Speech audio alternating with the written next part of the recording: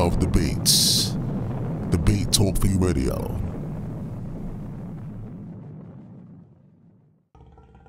Brother B.A. Ben Abraham, and I'm your host of the Man Up segment on Debate Talk for You platform. The objective is for all brothers from different walks of life to come together, link up, and build on matters concerning all various stages of life. If anyone would like to reach out on concepts and ideas, you can reach Brother B.A. at radicalrhyme1984@gmail.com. Again, radicalrhyme1984@gmail.com. Tap in. Let's build. Shalom. Shalom.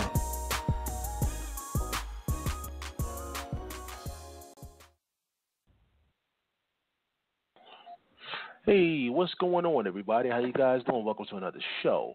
You're now listening to Season 8 of Debate Talk for You Radio. Of course, this is Sal Showtime, but today is Wednesday, so you know what that means. It's time for the Man Up segment right here on Debate Talk for You Radio, hosted by the one and only Brother B.A. from the West Coast. Brother B.A., what's going on, man? How you doing? Yo, what's the word, Sal? Much love to you. All praise is due to the Most High, the supreme intellect known as Yahweh, through his name, through the name of his holy, only and anointed messenger known as Yeshua the Christ. I'm doing good, my brother. Everything's all good. How about you, my brother? You know, just putting in this work, man. You know how we do. Debate Talk for You 5 days a week. It's grind. Yes, sir. Yes, sir. Yeah, this month is something I want to do a little different with the show. Try to at least get a show in every week to try to help get more people to tune in and check out the Man Up segment, because I really believe that it's a blessing, and I appreciate the Most High for putting on your heart, man, for allowing this show to be a light, and most deaf. Well, of course, you know, if you're doing that, I appreciate you for hosting and doing such a great job, my brother. You know what I mean? So far, bringing it to the masses, the Man Up segment, bringing a positive effect to the people that's tuning into the show. And we need this dynamic on the platform. So I definitely appreciate you as well for hosting. And, of course, we got a lot more show to do. You know, we got a lot more things we're going to do in the future. So we appreciate you, my brother. But let the family know. Let the family know what's the title of the show and what it's all about. Well, the title of this show is called the Gospel Effect, or the Effect of the Gospel. And the reason I wanted to have this topic, the reason why I want to talk about this topic, me and Ssoreal got together a couple of weeks back. Ssoreal will be our guest this evening, and the platform will be open for people to call in and chime in and press 1 and engage in the dialogue every so often. But we decided that even though we do have our differences, but we understand who Christ is. We understand that Christ is the image of God. We understand that he is the image and he is God. And we understand and we believe in him, and we understand him to be the way and the truth and the life to get to the Father. And we decided, okay, since we understand and we agree on that, what is it that we see that's not being taught? Or where is there a big misunderstanding on? And we came to the conclusion that the gospel, a lot of people are not aware of what the gospel is, what it's all about, and when it comes to the Hebrew or the Christian. So no one is perfect here. There's a misunderstanding on what the gospel is on both sides of the spectrum. This is not this discussion or a debate to beat up on Hebrews, to beat up on Christians. This is something to where we can talk and dialogue about the gospel and the actions of Christ and how he carried himself. This is not about gain or upmanship, how it is on Facebook and social media with other platforms. This is about coming to an understanding on what Christ and what he brings to the table. And if we're going to call ourselves by the name of Christians or Messianics or whatever we prefer to call ourselves, we need to start acting like it when we're in the public view. All right, so without further ado, from the Shield Squad, this is Ssoreal. Welcome to the show. Hey, peace and blessings, everybody. What's going on? It's good to be back. It definitely is, you know, and I'm really glad that, you know, this is just a different type of show with a different approach, you know.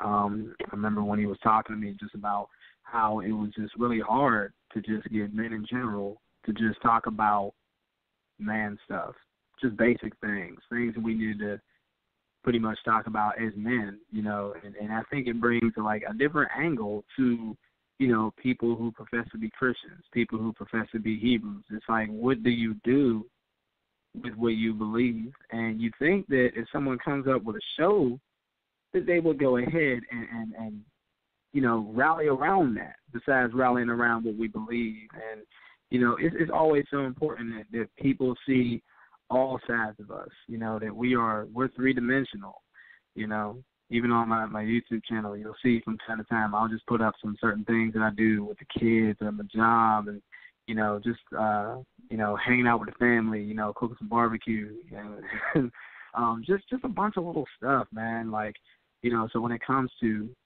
men, just a manhood show, like, we really do need to speak about, the things that, we end up doing and incorporating. Like, for example, nobody knows that, I actually go ahead and see a young man once a week, and he's 15 years old, and he just got back into school, just from being expelled and things. And, I went outside of my job to go ahead and really speak to him, and, just other little things, just trying to build with my nephews that I'm taking out Friday, trying to build with them. We're going to see Black Panther, and we're really going to talk about them just to show that we really do need to, like, really just start pouring in the lives of our young men. Like, I know I definitely need to do more, because, dealing with three is not enough. You have whole groups out there, and, I'm the kind of person that tries to, like, do stuff with what I believe. But, like, no one knows any of that stuff. No one knows any of the stuff that we do beyond what we talk about on YouTube. No one knows any of this other stuff. But it's like when you really have a real passion of following the Lord and you really do want to spread the gospel, you want to put the same effect that Christ did on others, then you will end up doing those things and essentially, trying to make disciples. So, I think it's really going to be just a good build, a good topic of just what is the gospel. Thank you, my brother. And I know it's been a while since you've been on the platform, man. So, you kind of went into the things you do. Just kind of give us up to speed to those who may not know you. Introduce yourself again and let people know what is it that you do in your service in the work of the kingdom. So basically, I'm a prevention specialist. I work with students. That, give teachers a hard time.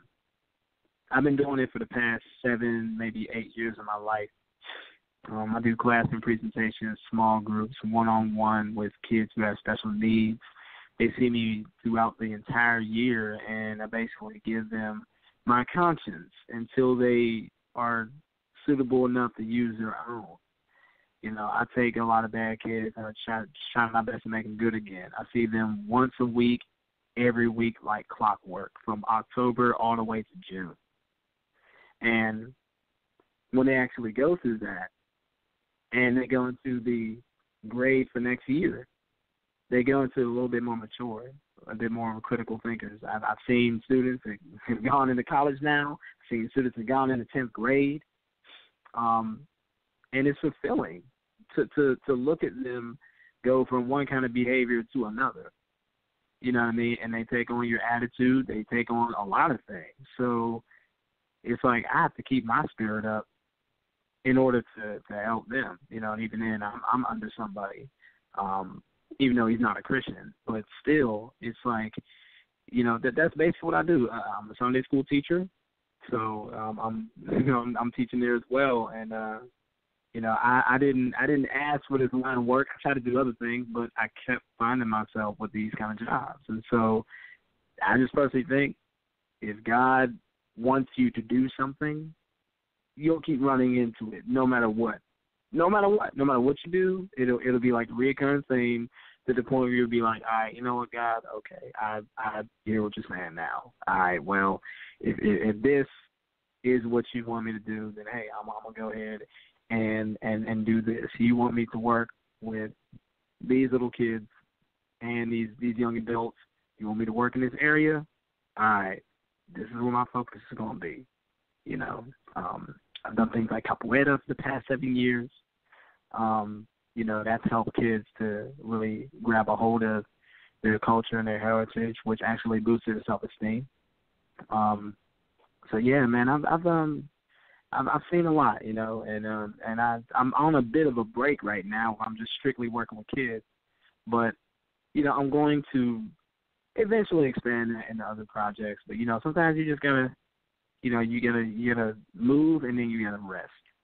And so that's basically what I do. I work with youth, and you know, I try to stand at the gates of hell and just redirect traffic, you know, from bad to good. And yeah, it's fulfilling. It's rewarding. Man, amen and blessings to you, my brother. Just that much right there, your testimony. You are making yourself available to those who are in darkness, who are in need. And that is an action of the Messiah. That's why I decided to come and get together with you and talk about, because that's one thing we do agree on, and that's one thing I want to stay at tonight. Your actions are Messiah-like, how Christ was amongst those who were impoverished in Jerusalem at the time he was walking around there. And he was a light to those who were in darkness. He didn't go around beating people up over doctrine. He didn't go debating. He didn't go arguing. And this is what you're doing. You're reaching out to young men and women who are in need of something. And you're not beating them up over Christian doctrine or Hebrew doctrine or whatever it may be. You're like, look, I see you in the situation socially. It's not cool. I see you heading in a bad direction. Let me be a help. Let me look at it from this perspective. Let me be a help to you. And most high willing, we can get you going in a different direction to where you can be productive in society as a human being. And, bro, right there, that's humbling to hear that, and I do appreciate brothers like you, man, because this is more than just having a YouTube channel. This is more than just having a Facebook account. This is anyone can hop on the internet and teach and do all this finessing and swagging all into the scriptures. But that kind of stuff right there, Ssoreal, when I hear brothers like you, my hat is off to you, and I love you and I respect you for it, my brother. That's awesome. Hey, that's awesome. And this is what the Man Up is all about. You're on here, you manning up, and you're taking care of your end in this kingdom, in the work, doing the work of the kingdom. And there are various brothers who call themselves believers, no matter what denomination they fall under. I don't see that from them.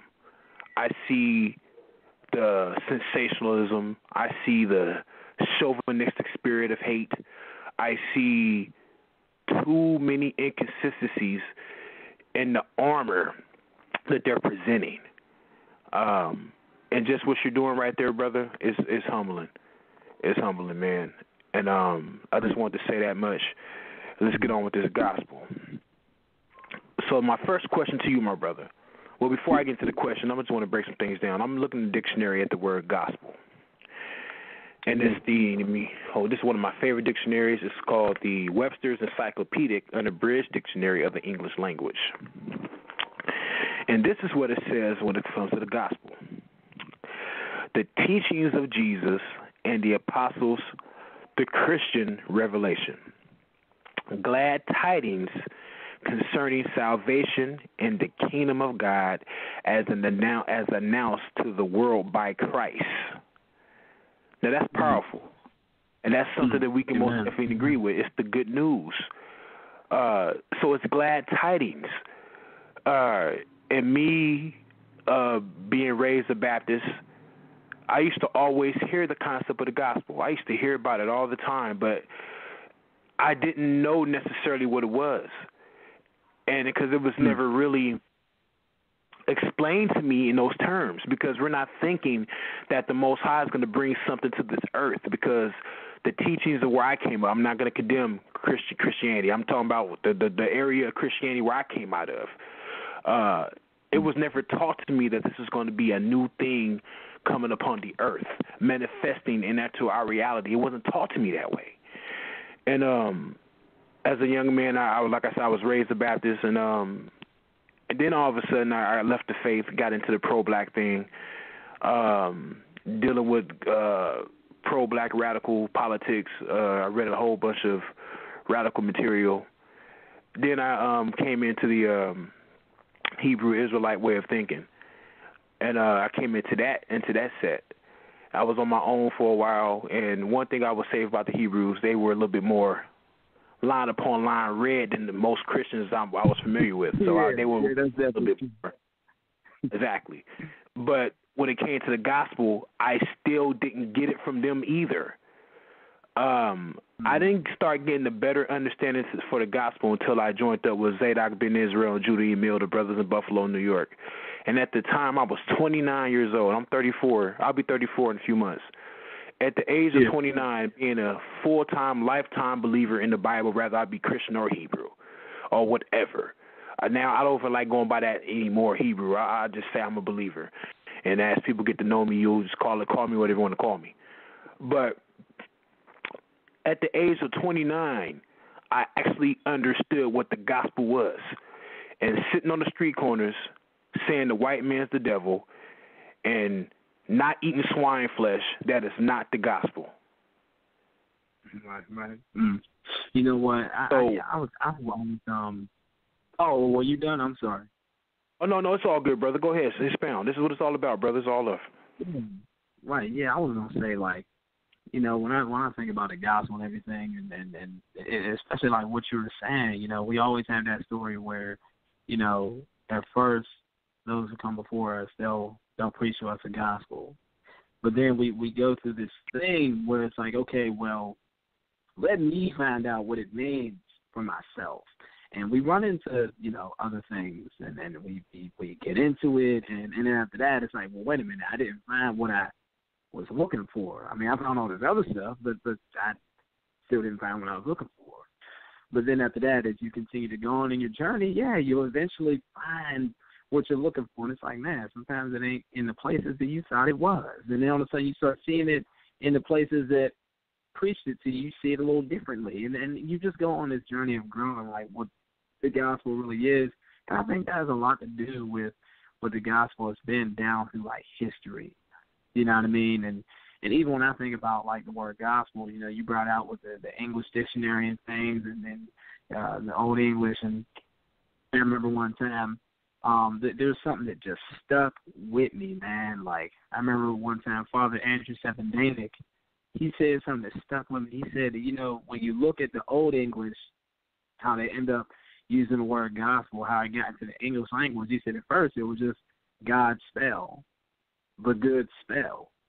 And the reason why that they ended up, you know, defining it like that is because they said, you know, every time you hear someone tell the gospel, it's almost as if it has some type of inherent power. Now, what does that remind you of? The gospel is the power of God unto salvation.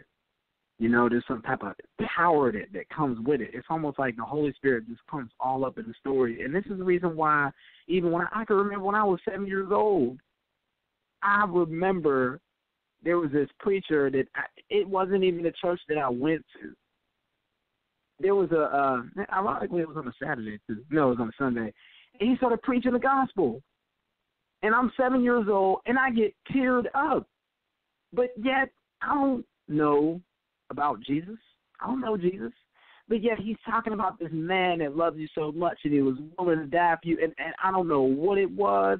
It was like everybody else in the church disappeared, and I just seen that one man. And I just remember what he was saying, how it made me feel. And I just felt the love just coming from, like, this message, you know, the gospel. And I walked up there, I gave my life to Christ, you know.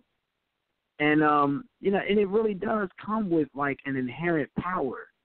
You know what I mean? And that's the reason why when you actually just really do just, hey, you just tell people the bare bones story, you know what I mean? Or even when, I remember there was one time, there was a dude that had a father, and he was like this Jewish atheist. And he would, you know, he'd tell him about the Lord and things like that. And unfortunately, he eventually ended up on it. And his son came into the room once again, and this time he pulled out Isaiah 53. And he just started reading, you know, he is despised and rejected of men, a man of sorrows and acquainted with grief. And we hid as our faces from him. We, you know, he was despised and we esteemed him not. And surely he has borne our griefs and carried our sorrows. Yet we did esteem him stricken and smitten of God and afflicted. But he was wounded for our criminal transgressions. And finally he said, stop. I know you're talking about Jesus. He knew it. Like, they know. So it's like, even when you share that story with them, you know what I'm saying? And usually when it comes to the gospel, man, sometimes the gospel hits people hardest when they're vulnerable. Because I don't care how strong you are, I don't care how genius you are. Look, if you're vulnerable on something, it's going to get in. That's why the Bible says he's close to the brokenhearted. That's why he wants to get in.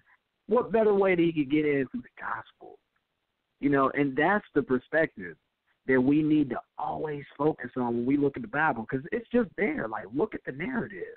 But a lot of times, you know, for our own agenda, we'll put another spin on it, which creates another gospel. And so we have to ask ourselves, why are there these other gospels out there? And I'm going to tell you, it's because a lot of people, they have a lot of things, they got a lot of hurt, and they want to turn their theology into something of vengeance instead of something that will heal their souls. That's the problem. You know what I mean? I agree, brother.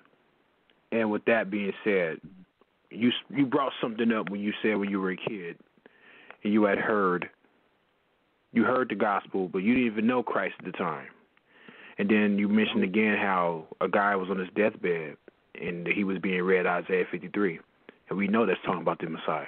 We know that's talking about Christ. But it didn't have to literally verbally say his name verbatim. You just knew. Right. And this is what Christ brings to the table. But this is one thing that we will agree. When it comes to Christ, you have to be willing to accept Christ. See, this is the issue that I tend to see that goes about with those who reject Christ. It's more so of you wanting to understand what he was all about. Like when he came to his people in Israel and Jerusalem, and he was among them. One of them was a Hebrew to the core. Kept the teachings of Moses. We understand it to be the teachings of the Most High mediate through Moses. I don't bound the teachings of the Spirit to Moses at all. But the point is that he came as he was one of them, and they rejected him. They chose to. And you had people who chose to accept him. That's the thing with Christ. So I think it's very pointless when we have debates over who he is, because it's a problem because people don't want to see it. So for those who don't want to see it, Christ said himself, I didn't come for those who don't want to see. I didn't come for the wise and prudent. The wise and prudent know everything. You know too much. I came for those who want to see. In Matthew chapter 11, that's what he said. And I want to read something real quick in Daniel chapter 2, because it goes back to where you were saying that the man didn't know. He knew who Isaiah 53 was talking about. The prophet didn't have to say who it was verbatim. He knew, and how you knew as a kid. You didn't know Christ at the time, but you knew that message, that gospel that you heard. You knew it was something different. It resonated with your spirit, and you were a young man. You were a kid at the time. And don't Christ say in Matthew chapter 18 that you must be, and I'm paraphrasing, but you got to think like a child. You got to humble yourself like a kid. And these things, these are spiritual things. This is the spirit. And you know what? Even in that, I remember one time I taught my Sunday school kids. I said, look, don't a child depend on their parent for everything they say? And they said, yep. I said, don't the parent know more than the child? In other words, the child don't know that much, do they? No. It's funny that, like, your belief kind of goes up a bit more the less that you know. Or, hey, maybe I'm reading into it too hard. Maybe I could be wrong, but that's just my experience. And you know what else is like a child? A lamb. Since we're the sheep. And you ask any farmer, and they'll tell you, they'll be like, look, sometimes the sheep got a mind of their own. They're not that smart, but one thing is they stay in groups. And they'll follow you wherever you go. Yep. Ain't that something? And there was even a little test. There's a 3-minute video that you could watch. And they got these 3 kids. They're all in college. And they try to call the lambs over. They try to call the sheep. They try to call the sheep. And even the sheep, the shepherd, he even teaches them how to go and do the call that he does. And they're trying to call, and then all of a sudden, they won't do nothing. But then all of a sudden, the shepherd will come, and he'll go ahead and do his call. And all of a sudden, all the sheep started coming on over. And it gives a whole new phrase to my sheep hear my voice. And I was just going to... farmers knew this, what you're talking about. They knew. Yeah. If you're a farmer, you know. He said my sheep will hear my voice. That's exactly what, that's the thing. That's the significance of the Spirit. See, and a stranger, they will not follow. They will not follow. Exactly, because that stranger doesn't bring that good tidings. They don't have that spirit or that aura. But I want to look at Daniel chapter 2. We've all read this plenty of times. To me, when the brothers in Buffalo, New York, when they were teaching, they had a Sunday school class. I'm not a Sunday school class, a Sabbath class. And yes, I do observe the Sabbath still for those who may not be aware. But I don't have any issues with those who observe Sunday. I don't, because that's not my call to have a problem with that. But this is one thing I will say: when the brothers in Buffalo were showing me when they have a method on how they teach the gospel. So this is how they start. They start in Daniel chapter 2, and we're going to pick it up at verse. I'm going to just do some context real quick. Or, you know what, let me just get into it. There's this image of the stone, this different stone, all these different metals, gold, silver, brass, various ones, These represent the nations of the world, the systematic rules of oppression, beastly systems, or whatever you want to call them. But this is where things start to, and we know that these kingdoms, they bring upon, like I said, oppression and all this other madness. The rule of man. And one thing about it, a lot of Hebrews and a lot of our Christian brethren as well, they tend to think like the nations, or they tend to think like the oppressor, but they try to justify their behavior by using the name of Christ or God. And a lot of us are not too far removed from the world. We're still here, and we always use titles to try to make it seem like we're this and we're that. But no, we have to learn how to humble ourselves and be willing to just stop with the finessing and the shenanigans on the internet or publicly, and just learn how to sit back and be observant and pray more. But the point I wanted to make is, at the time that Daniel is seeing this vision, it's worldwide oppression going on, and then all of a sudden the Most High intervenes, just like he intervened through Moses in Exodus. But it reads in Daniel chapter 2, and I'm going to pick it up at verse,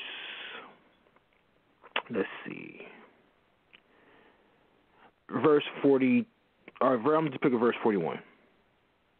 No, I'm sorry, 39. And after these shall another kingdom inferior to thee, and another third. All right, it's talking about the different brass. In verse 40. And the fourth kingdom shall be strong as iron, for as much as iron breaketh into pieces and subdue all the things, and as iron that breaketh all there, shall it break into pieces and bruise. And where areas thou sawest the feet and the toes, part of potter's clay, and part of iron, the kingdom shall be divided, but there shall be in it of the strength of the iron, for as much as thou sawest the iron mixed with merry clay. And as the toes and the feet were part of iron, talking about these different kingdoms, and we know this talking about Rome, and part of clay, so the kingdom shall be partly strong and partly broken. And where areas thou sawest iron mixed with clay, yada yada. But verse 44 is where things start to pick up. In the days of these kings and the rulers of these nations, these different type of metals, the clay, the iron, the brass, all that. Verse 44, I read again. In the days of these kings shall the God of heaven set up a kingdom which shall never be destroyed. And the kingdom shall not be left to other people, but it shall break into pieces and consume all these kingdoms, and it shall stand forever. Amen. Amen. See, and this is the issue. This is the gospel. This is the good news, because we know the rock. We know it was a rock that smote this image. It was a rock that smote it, and we understand that rock to be the Messiah. And yes, I said it, the Messiah, Jesus Christ. and I stand on that, and I'm rocking with it to the date of my death. Verse 44. For as much as thou sawest that the stone was cut out of the mountain without hands. This stone, this rock that smote the image so real. It said, for as much as thou sawest that the stone was cut out of the mountain without hands. When you hear that, what is that pointing towards? The mountain without hands. Interesting. It made without hands. Exactly. Wow. What does that mean? What is that pointing towards? You a spiritual brother. That sounds right. That sounds like Christ. That sounds like the spiritual temple. You know, can I back you up real quick? Go ahead, brother. I'm going to go to Hebrews chapter 12. And I'm going to read a later part of it. I'm going to read an earlier part of it. Now, check this out. This is Hebrews chapter 12, verse 25. It says this. See that ye refuse not him that speaketh. For they escape not who refuse him that spaketh on earth. Much more shall not we escape if we turn away from him that speaketh from heaven, whose voice then shook the earth, but now he has promised, saying, Yet once more I shake the earth only, but also heaven. And this word, yet once more, signified the removing of those things which are shaken. As of the things that are made. The kingdoms got shook. and that those things which cannot be shaken may remain. Wherefore, we receiving a kingdom which cannot be moved, let us have grace, whereby we may serve God acceptably with reverence and godly fear, for our God is a consuming fire. Now, let me go up to the earlier parts. Now, these are the earlier parts. I'm going to start at verse 20. Now, listen to this. Talking about this kingdom, right? I believe this is another part or preview of that kingdom. For they cannot endure that which was commanded. And if so much as a beast touch the mountain, it shall be stoned. Well, we know about a lot of beasts in Revelation, don't we? But anyway, or thrust through with a dart. So whatever this mountain of stone is, the evil does not touch this place. Let's continue to see what it is.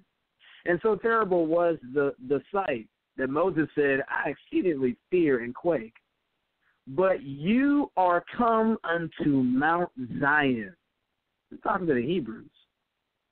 And to the city of the living God, the heavenly Jerusalem, not the Jerusalem from heaven, but the heavenly Jerusalem. So it's got to be some type of spiritual Jerusalem for now.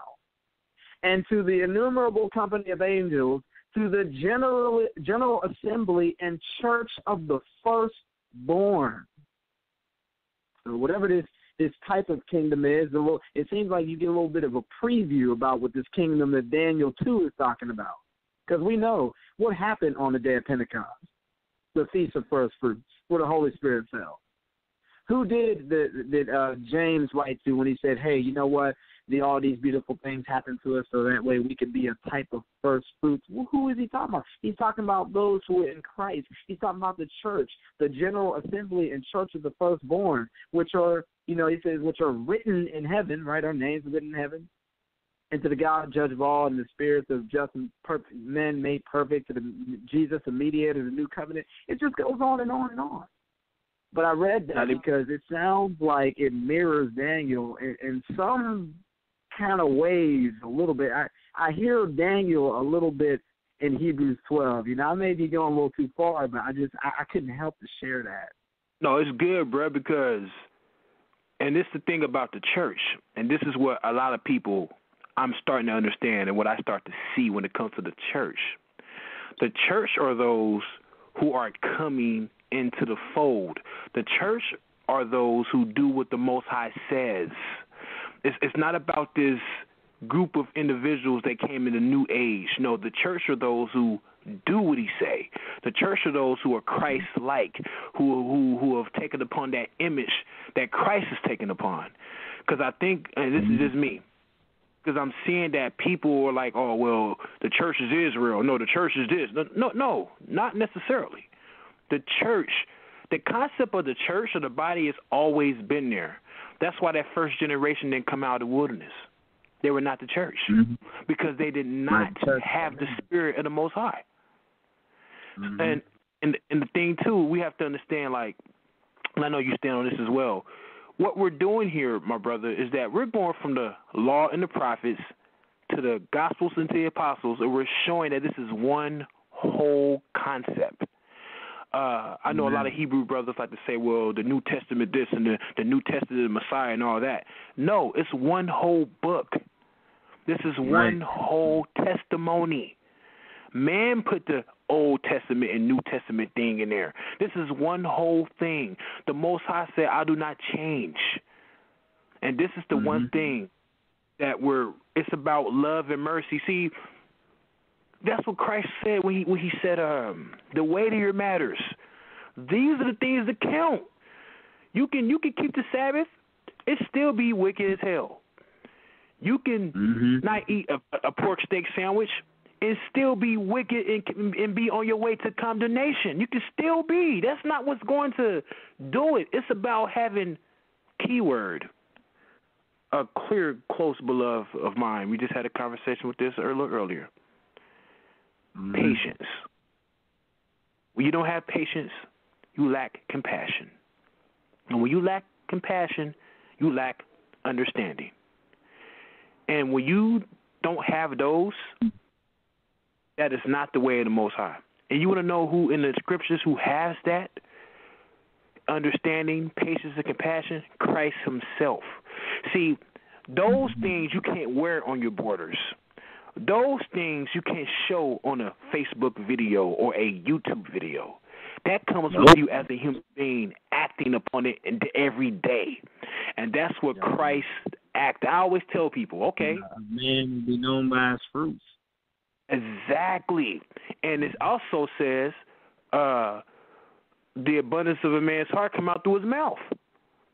And I'm sitting up here, and I'm like, if we can sit here and the gospel, this good news, this is what it is. It's about it's all about. It's about the Most High's presence coming into our existence. It's going to come to a time to where His existence is going to be here full time, 100%.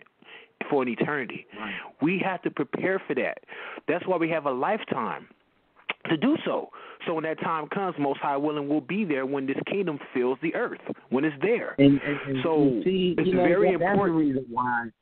Right. And see, that's another thing that we need to realize when we're talking about the gospel. We need to see the gospel in like different aspects. I think people will be sleeping there. You ever notice that every time you dig into, like, different epistles that were written to churches, when they start talking about the gospel, they'll talk about, like, different examples and stuff. They'll talk about the gospel from, like, different angles. You know what I mean? Like, I don't even care, like, now, of course, you'll always have the gospel from the cross. That's the one, that's the main thing. That's essential. But, other times, depending on who the apostles talk to, they'll talk about the gospel according to covenants, and they'll talk about Abraham through the gospel and what that signifies. And sometimes they'll look at the kings and David, the seed of David. And they'll talk about the promise of Isaac and all this stuff. And maybe even they might go back to Adam in Romans 5, where you have the first Adam was like this, but we have the second Adam, and so there's so many different ways that people talk about the gospel, even if it's how you brought up the new heavenly Jerusalem and things and the kingdom coming forever, and how that is like a bride image where it says the king and the bride, the king and the bride, they say come, and yet the new Jerusalem comes down out of heaven on to earth. Why do you think that when you get married, that brother is standing down there in the aisle, and guess who comes down from heaven. Beautiful, elegant, adorned with her jewels and pearls. Your bride, here she comes down the aisle. What do you think that comes from? The Most High. It's a Praise the preview. Most High for that. To see, he gives us a sense of how things are going to be when the time comes. And what I see is that I don't see that. I don't see that amongst the brethren on the internet. I don't see it locally. I see it amongst my group and from other people, but I see way too much of, like I said, it's too much fanaticism and showmanship. I mean, it's not what we're talking about here. Ssoreal, we're not seeing it enough, but everybody's claiming it come in the name of the Most High. Yeah, you're right. You're right. You know, and I remember even. Oh, go ahead. I'm sorry. Go ahead. Oh no, it's all good, brother. And the guy, cause like I said, we just spent the last 30 to 45 minutes covering the gospel. You see how deep it goes, but guess what? It always goes back to. It's always glad tidings and something new manifesting. Something new, something that the Most High, and it's new because the earth itself has not yet seen this. Only one time at the creation, when the kingdom, and one time when the creation, when it was Adam and Eve, and it was perfect and everything was on point. That was the only time on this earth, that it was like that at one time, and then we know the fall happened. And he also said in Isaiah 46, I've read this before too, go to Isaiah 46. Let me see. Let me go to it. Okay. Forgive me, brothers and sisters. Just. I'm good. I got it up if you want me to read it. Yeah. I'm there because I had the one. It's crazy, bro. Because you try to go into a call with having one way of thinking. Oh, it's gonna be this way, and then the Spirit just leads us. You know what I'm saying? So and praise the Most High, man, because he gets all the glory for this. It's not us, him. You feel me? So Isaiah 46 and verse 9. I'll read it. Remember the former things of old, for I am God, and there is none else. I am God, and there is none else like me, declaring the end from the beginning, and from ancient times the things that are not yet done. So if you want to understand the concept of how it's going to be in the end, he said, I declare in the end. That Hebrew word is a klareth. And my Hebrew experts out there, forgive me for butchering it. You know what I'm saying? But a kareth, it means the goal, something that's gonna be there, the goal. So declaring the goal from the beginning. You can go to the beginning to see how it's going to be when the kingdom does manifest on the earth once again, the way how the Most High called it, and there's going to be no more sin and death. There's not going to be no more enemies of the Most High because everybody's going to be one mind. That's why it says in the prophet that everybody's going to speak one language. It don't mean Hebrew. That means everybody's going to be on the same page. I think that's in Zephaniah, I believe, either Zephaniah chapter 2 or chapter 3. Don't quote me on it. Somewhere around there. But we're going to be the same mind, whether you be a Hebrew or whatever. The only way you're going to be in this kingdom, you're going to have to do verbatim, or you're going to have to do what thus saith the Most High Yahweh through his holy anointed messenger known as Christ. Right. You know, and I believe Philippians 2 says, let this mind be in you, which is also in Christ Jesus. You know, that we are to be, you know, transformed by the renewing of our mind. You know, God, you know, he does want to save, you know, our soul, but he wants to save our mind. He wants to save our life. I mean, even when it comes to our body, it says our corruptible will put on incorruptible, just like he did when he rose with all power. You know what I'm saying? And so there's just, like I said, there's just so much to this whole thing. Like, you know, just looking at what it is to be saved and to declare the end from the beginning. How much more is the gospel a means to that? You know, like it's just it's beautiful, man. Like I never even kind of like weaved all these things together, but that's the reason why, like, if iron sharpens iron, so a man sharpens the countenance of his friend. Like, you know, you're made up of the same stuff. You're made up of the same rooted beliefs, and therefore you're able to kind of sharpen each other just by dialogue. You know what I mean? Exactly. And so I'm just learning a lot. And it's like, how can two walk together unless they agree? Like, of course they can agree, and I think this gets into another thing about the essentials. There may be, like, variations on things. I mean, even the Roman church is like that in Romans 14. But nevertheless, Paul told them to strive for peace. It's all good. You know what I mean?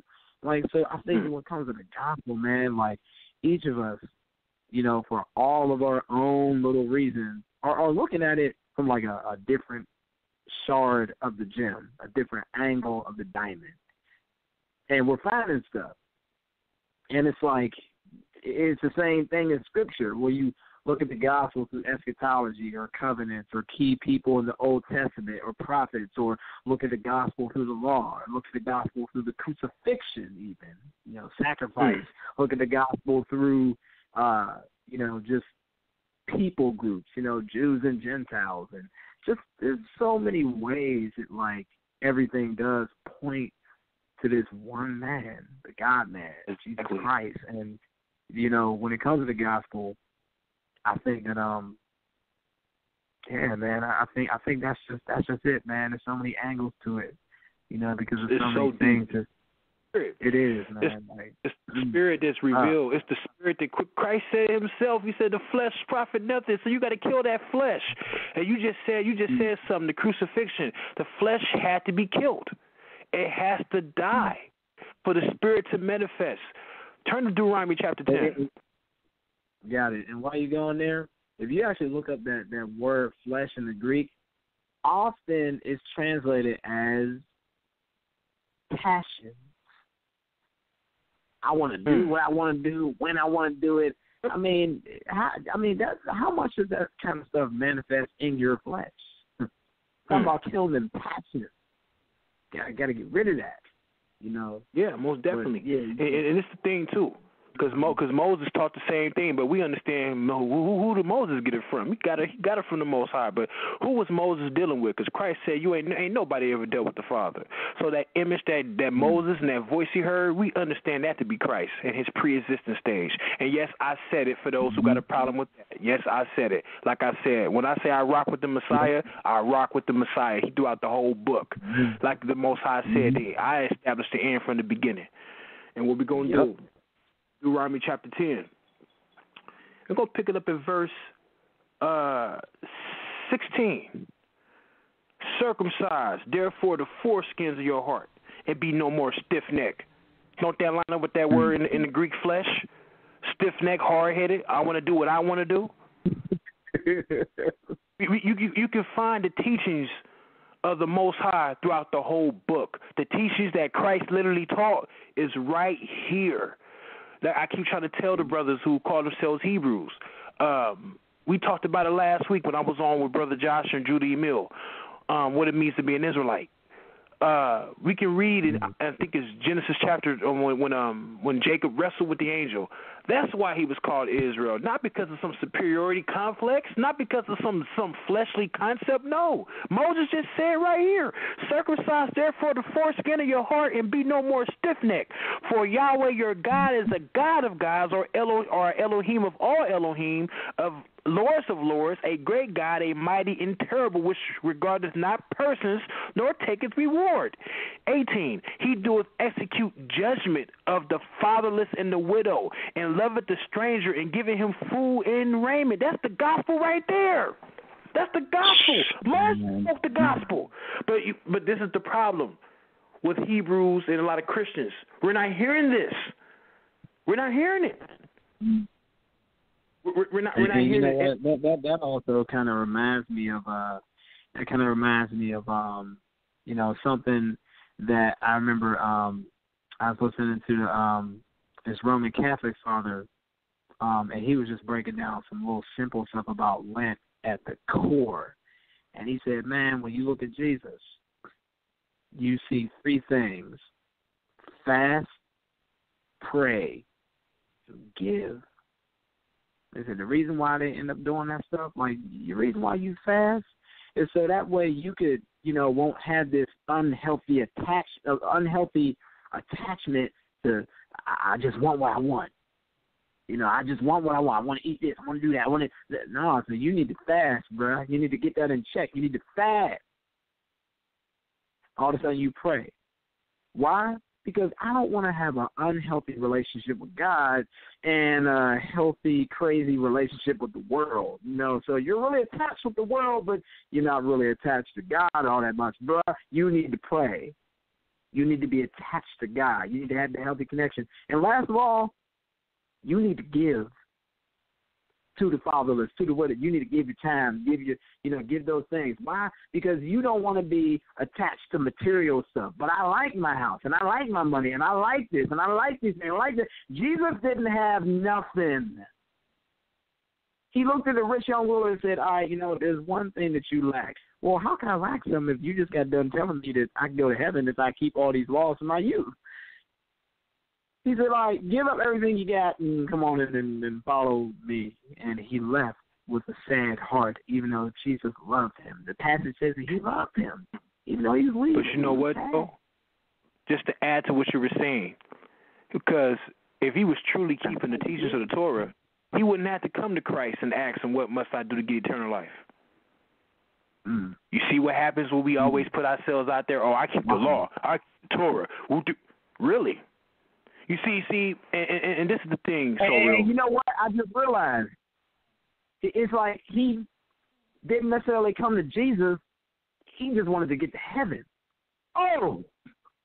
But you already keep. See, this is the thing. This is the thing I always say with Israelites. God. This is the thing I say with Israelites. You keeping the Torah. All right, fine. But guess what? The Torah was never meant for you to boast and always brag about. If you keep it Torah, then keep it. Let us see your actions. You see, and I understand why you guys, when it comes to the Shield Squad and the Soldiers of God, I understand why you guys go at certain Hebrews the way you go at them. Because if a person, before we even get into all that, there's a way I want to approach that. Like, I remember maybe a year and a half ago, there was supposed to be a conversation with one of my older brother in the faith, Zadok, and Vocab Malone, and that was something we were all looking forward to. But and eventually they did it. But the first time they had it set up, it was supposed to happen, but something happened to where Vocab was not able to make it, so you filled in for him. Mm-hmm. Now that was a very good conversation, and if you don't mind sharing with us. That was a beautiful bill, in my opinion, that you guys had. How was that personally for you to sit down and have that conversation with Zadok? How was that for you personally? Well, Zadok already knows, to him, I always had this kind of relationship with him. He always rubbed me off as, the big brother that I just love to tease to death. I don't know. That's the kind of relationship I got with him. I don't know what it is. I don't know what kind of chemistry or vibe it is, but yeah, he's like the big brother that I just I josh and tease at a lot, and so that's the reason why it's so comfortable for me to talk to him. So, after a while, and I almost become kid-like. I don't know what it is. Just something real humble about him. You know what I mean? Because usually I'm like a humble dude. This dude is straight up just humble. So the build was good because I admit, now I haven't said this, but I admit, I eventually became slightly antagonistic and he didn't feed into it. That's how I knew that he, to me, is a type of elder. You know what I'm saying? He didn't feed into it. Now, I kind of felt bad after a while. I was like, man, all right, God, I'm sorry. I shouldn't have did that. But that kind of build was good. Why? Because, our egos were not on the line or in the mix. Maybe mine was just a little bit because, I don't know, I'm kind of the younger one, obviously. But it was good because, there was humility there. There was no ego. And because of that, we didn't have scriptures like swords or anything. It was more like breaking bread, and I'm humble enough to eat what you're giving me, and that takes a lot, man. A lot of times it's no, I don't want your food. I don't eat what you eat. But if you want to really do want to learn. Well, like that's what you, in a way, like that's what you have to do. But yeah, those are the little analogies that pop into my head when I think about the experience. And I wouldn't mind talking to him more. I watch one of his Hebrew classes. And he was going in. He had some things. Now I admit, he kind of said some things in Acts 15 that kind of made me snort my nose a little bit. But other than that, like, it was good. It's just I enjoy people who really do come to the Word of God, like, teach me, not, let's go to get me scriptures and all right, let's look at this scripture and let's take this over here and let's take. No, bro, you're not teaching. You're creating false doctrine. Like, what is your agenda? Like, what are you up to? What's the context of that precept or scripture? Why are you doing that?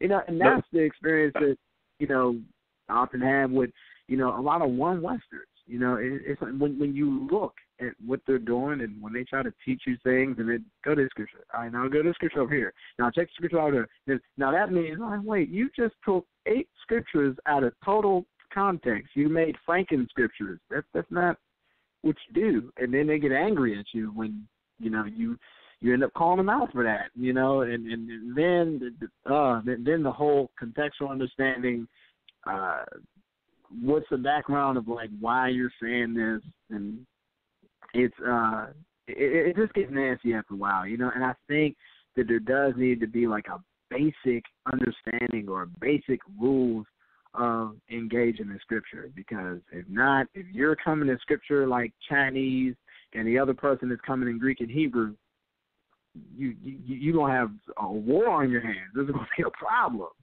Yeah. Yeah. And what about it? I'm sorry, brother. Finish up. I apologize. Go ahead, finish up.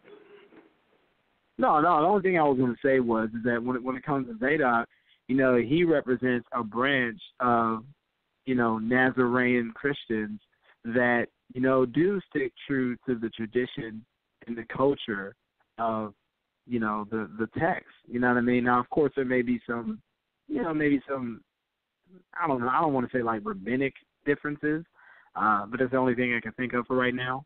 But, that's the reason why I would love to continue to have dialogues with him, because it's like he represents the one of the purest of his branch. So it's like, it's like if I talk with him and he comes to a conclusion that he didn't have before, how many more people are going to go ahead and dig into the scriptures more? Because that's what really does happen.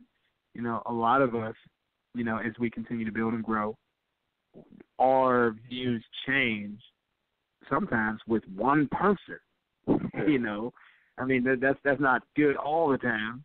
But when you deal with the people that we deal with out there and they don't know the word all like that, they're looking at us. So exactly. our dialogues matter. Exactly. We do. We have to be very careful. We have to be very careful with our conduct. And me, a lot of my brothers, a lot of Hebrew brothers don't like me. They don't. They don't like me at all because I provoke. They don't like me either because I kind of lean toward Eastern Orthodoxy, so they don't like me either. So we're weirdos, They don't. My brothers don't like me very much. And it's fine. I'm fine with that, and it doesn't make any difference because they didn't like Christ either. So and this you going with Zadok, you having that experience with him, and you knowing him, and like I know him, Zadok has a humble spirit. Not just that. Yeah. Zadok's not going to boast. He's not going to fight. He's not going to say, I'm doing this better than you. No, that's not the spirit. See, and that's the thing, because I come out of that school. The school, and I'm still a member of that school. The thing is that they have a humble approach. They have the spirit of humbleness. The same spirit that Christ had. He was humble. This is the image of God. This is God in the flesh walking amongst the people of Israel. He's walking amongst them, and he did not boast not one time. He could have really went at the Romans by himself and would have tore them up. But he didn't want to do that because that's not meekness. He allowed the Spirit of the Most High to be upon him, to have a humble spirit. No, I'm going to reach the people this way.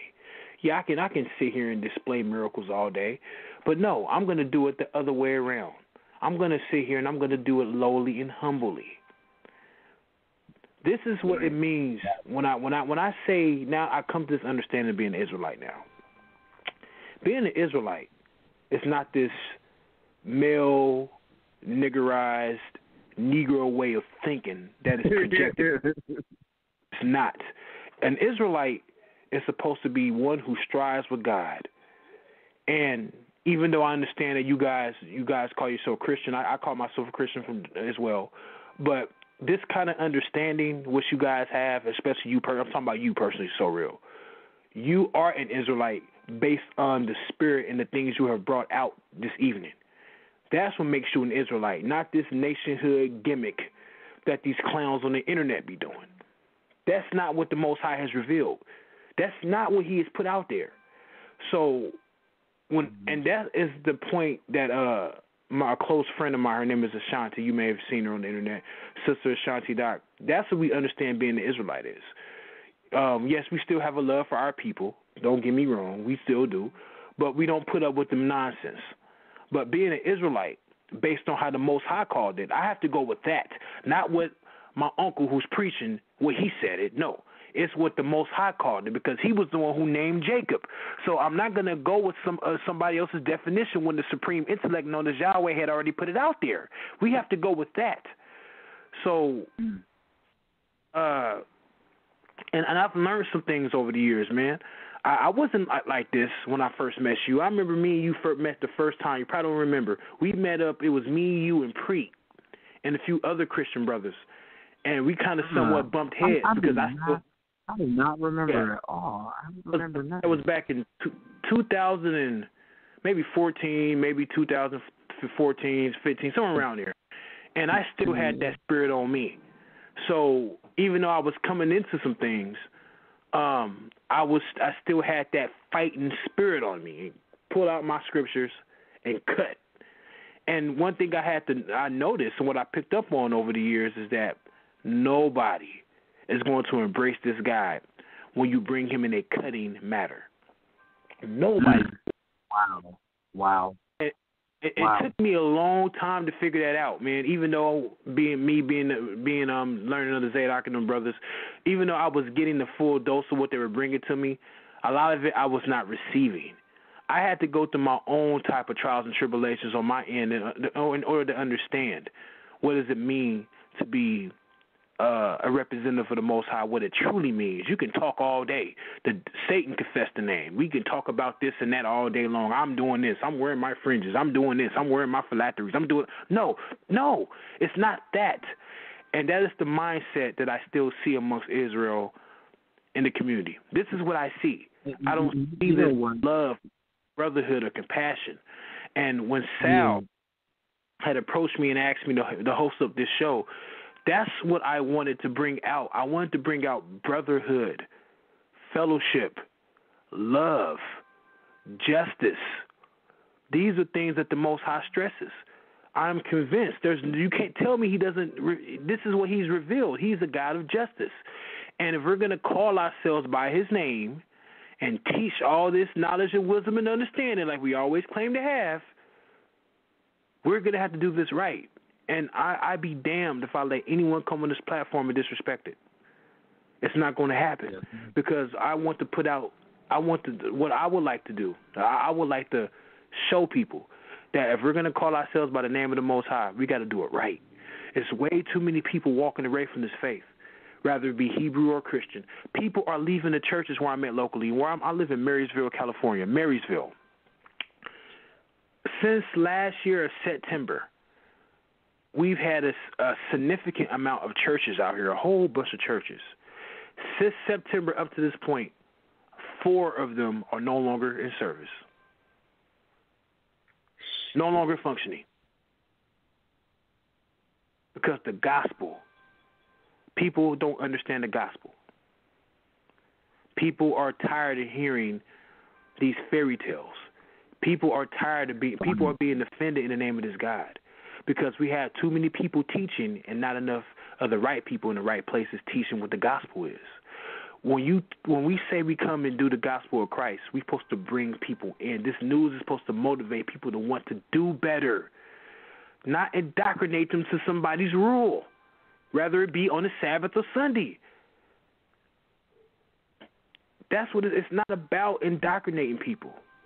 It's about it's about being the light. It's about showing who the Most High is and what He brings to the table.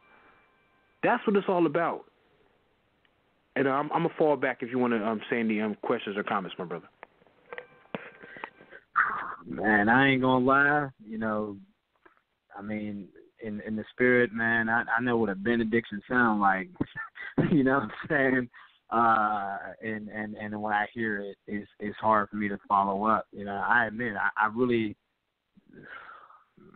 I really don't got much to say. Like that, you pretty much summed it up. I mean, I always kind of think of it like there's certain people who have certain personalities that fall into certain theologies. I've always seen that.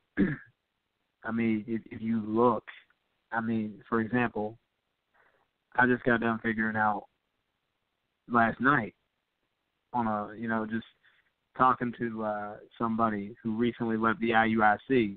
Her name is Gina Blue. She ended up revealing to me that while she was in there, I asked her, I said, when you were in the IUIC, did they do praise and worship? And she said, praise and worship? No. The IUIC does not do any praise or worship. And I wasn't surprised. I'm telling you, I haven't, got it down to a science yet, but it's just a little string theory that I've been sitting on for quite some time, and I strongly believe that people who have certain personalities build a whole doctrines and theologies off of them. I mean, when you look at people who are Methodist, Presbyterian, Reformed, Calvinist, whatever, you'll notice that all of them have this kind of personality to them. And that's always reminded me of, I think that for every kind of theology or doctrine, there's a spirit behind it. I'm not able to, biblically prove it yet because I haven't, studied it down to a T yet. But that's just my theological, instinctual, intuitive inkling about when I see people do that. It's almost like they don't realize that they're trying to build themselves as the king and the kingdom of God. This is my cult, these are my members, and I'm in charge, and this is what I'm going to do and how I'm going to do this and that. And all of a sudden, it becomes a business. I mean, it's almost like, people, everyone's always trying to bring in some of their own kind of little kingdom, their own kind of little rule. And meanwhile, Christ is going to be the one that brings in the kingdom with no end. We're the ones that are supposed to carry the message. But, sometimes we get so deep into their stuff that we end up painting ourselves as a messenger. Come follow me, follow my doctrine. I'm apostle so-and-so. And with pride, any one of us could fall to that and come right into that.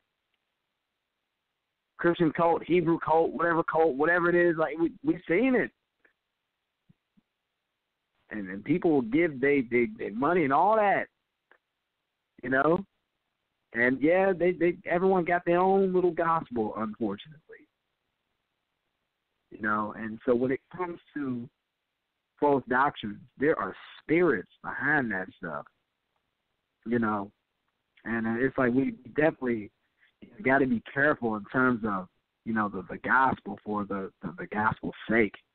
And to really keep it with the scriptures, because anytime our pride can get in the way, our ego can get in the way, and all this stuff, and we build these big ministries, and we can get sucked right into that at any time, So that's why, oh man, I don't know where that came from, but when it comes to the gospel, we got to keep ourselves humble, right? It's that kind of stuff that will keep you from, getting into a lot of things, your disposition. Now, no matter how convincing it sounds and things like that, that just don't feel right. It just doesn't strike me very well. Those dudes don't seem very humble. It's not what they're saying that can't be exegetically right and look at the scripture, blah, blah, blah, blah, but there's just something about them, the way that they come off. I don't know. It's not humble. It's prideful, and therefore it repels me. There's two ways that people are either drawn or repelled. It's through your aura, your light, or it's through, once again, your scriptures and eloquence and things like that. Those two things, if they line up with the truth, it will not, repel people away. It will draw people. I mean, I could be wrong, but like I said, man, when it comes to the gospel, we're either preaching Jesus or we're preaching us. And it's unfortunate that it has to come to when you say us, because that's what we're hearing. But it was something you said before you made your overall statement. It was something that stood out to me that I had to deal with recently myself. You had asked this young lady about, did the IUIC, did they praise and worship? And one thing about it, this is what I noticed from a lot of Hebrews. There's not enough praise and worship in camps. And you know what I'm saying? And one thing about it, personally, myself, me being raised a Baptist, that denomination I came out of, they may not have been as well read in the Bible literally, but one thing I will tell you, when it came to praise and worship, they may have done it in overabundance, but they at least got that down. And and that's what that I think what I became when I got into the Hebrew Israelite way of thinking, that militant way of thinking, or just being so sharp with the scriptures and start cutting. I got out of that spirit. I got into that spirit of just cutting heads off in my path. And one of my elders, his name is Daryl Sales, he said, you can do all that scripture cutting all you want, but are you worshiping? And I had to sit back and think about it. I was like, wow. Are you worshiping? He said, yeah, and if you're not worshiping, what good are you? And when you're cutting all day, you're not going to bring nobody in, because people want to see your worship. People want to, and PC, and we have to understand what worship is, because worship don't mean singing and dancing. You know what I'm saying? That's part of it. I mean, yeah, worship, you can move a little bit. Ain't nothing wrong with that. But you don't even see that in the Hebrew camps. I'm not going to say all Hebrew camps. I've been in some that do a little bit of that. But still, worshiping is just how your daily conduct is. Worshiping is just having a love for people around you, no matter what denomination they come out of. And this is what sets aside certain Hebrews. This is what sets some of them apart. Do you know that the brothers who don't follow Christ, who choose they're just Torah based? Do you know that when it comes to them, when it comes to like conduct and compassion and love, I tend to get that more from them than the so-called Messianic. Wow. Ain't that? And the so-called Messianic is supposed to be the one with all the understanding, because they know Christ, supposedly. But I have experienced more love, more compassion, and more respect from the Hebrew who don't accept Christ, other than the ones who proclaim they accept Christ. Now, that should tell you something when it goes back to our own gospel and our own doctrine. Because this is one thing I'll say about the Hebrew, that the Hebrews who don't follow Christ. One thing they do understand, from what I have noticed to this day, and which doesn't fail, they understand that they understand they're dealing with another deity, or they're dealing with this deity, this supreme force. They understand it that much to where they are provoked to act a certain way. And a lot of the brothers and sisters who are just Torah only, I've noticed that they have a lot of characteristics that are more godly than those who claim to be Jesus Christ followers. I'm serious, bro. And I'm not saying all of them are like that. And what I'm saying is that the ones that I know personally, you know what I'm saying? They have showed me more love. I have gotten more pains and headaches from the so-called Messianic Hebrew. I've gotten into more sword swinging with them than anybody else. More fighting, more backbiting, more backflipping and twisting and turning with them. But when it comes to the brothers who we like to classify as non-Messianic, those individuals there, I've received more love and compassion from them than my own brothers who we tend to call Messianics. Now, ain't that something? Yep. And you know, and I admit, even when it comes with me, you know, when I think about just like advice that I would get or just the way that I'm treated, you know, there are people in the New Age movement, you know, that treat me with like all the love of the world, you know. And I'm not saying that, you know, my Messianic brothers and sisters don't, but there seems to be, you know, I've always kind of noticed that, you know, that there are, it seems that there are just like less hang-ups with, you know, other types of beliefs or religions and things. And that's always been something that has intrigued me. I've always wondered, like, what is it? You know, is it the fact that, I don't know, they don't have a heaven or hell to put anyone in? I'm not saying we do. Obviously we don't. But there's the questions that, like, you know, swirl around in my mind when I see things like that happening. You know, and even while I was looking at Nazi Yashavel, you know, I've seen a lot of young people that he was having clean up a house. You know, they were just cleaning a house. You know, batting down the walls and breaking stuff in. They're making a home. You know what I mean? I don't know what it's doing it for, but, you know, I'm pretty sure it's for, you know, the fatherless widow and things like that, I would assume. But, yeah, like, you're right. And I think that's because, you know, when it comes to non-Messianics, it's a lot more black and white with, okay, there's one God, there's the law, and this is what you do, this is what you follow. Yeah, and I know that there's, like, you know, differences and things, and, well, you got to go to Jerusalem 3 times a year. No, you don't. I'm not saying that they don't have their differences and their hang-ups. Oh, yeah, I know they do. But, you know, compared to, you know, what Christians have fought through and heresies popping up here and there. And, I mean, man, like, I've never seen so many, you know, takes on who Jesus is and who he's not, and Trinity and Trinitarian, Unitarian, and yeah, I mean, it there is a big storm, you know.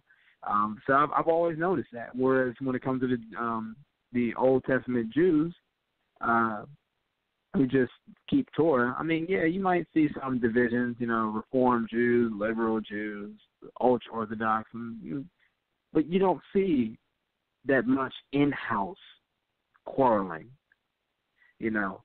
And I think there's a lot of reasons as to why that is. But I know one thing, yeah, it does inspire me to, like, continue to try to get our house together. You know, I look over them like, man, why can't we be like them? Like, you know. And then we got to remember, it provokes us to get our own houses together amongst our own. Yeah. But it also tells us how ineffective we can be, because just imagine if we stop with our infighting, then those other groups like we just named, because they're watching us. See, that's what people don't realize. They're watching. And they're going to be like, okay, if this guy who they all tend to come in his name, Jesus or Yeshua, whatever you prefer to call him, if he sold this and sold that, why so much turmoil? You see? People watch. And this is why I always stress, if we're going to come in the name of Christ, seriously, it's either you go all the way or you go home. The debating, I think the debating is healthy as far as when it comes to certain little different doctrines or different ways of thinking or different types of thoughts within certain ways how we should look at things. I think those are good, but I think at times we lose the sight of what it's all about. Because now all of a sudden this person is debating the topic or this person is debating the topic and they have so much stock and passion in their view, then it's not about the information no more. It's about dominating and making somebody look bad. It's not about love anymore. So when it comes to the debating, I'm fine with debating. I have no issues. I just believe that we're getting to a point to where certain topics just should not be debated anymore, because we're doing much more damage than anything else, bringing up more issues that are never going to be settled. There's just going to be certain things that we're not going to agree on. But I would say this, maybe if we decide to change our conduct, then these things that we keep bumping our heads over may start coming to light. May start coming to light to where we can get much more of an understanding on what this means or what that doctrine is, and it brings much more clarity. But when people are always doing infighting, you don't get far. You don't get far at all. Right. Amen. Hey, I ain't got nothing else to say. But I want to see. Let's see, Sal, man, if you don't mind, my man.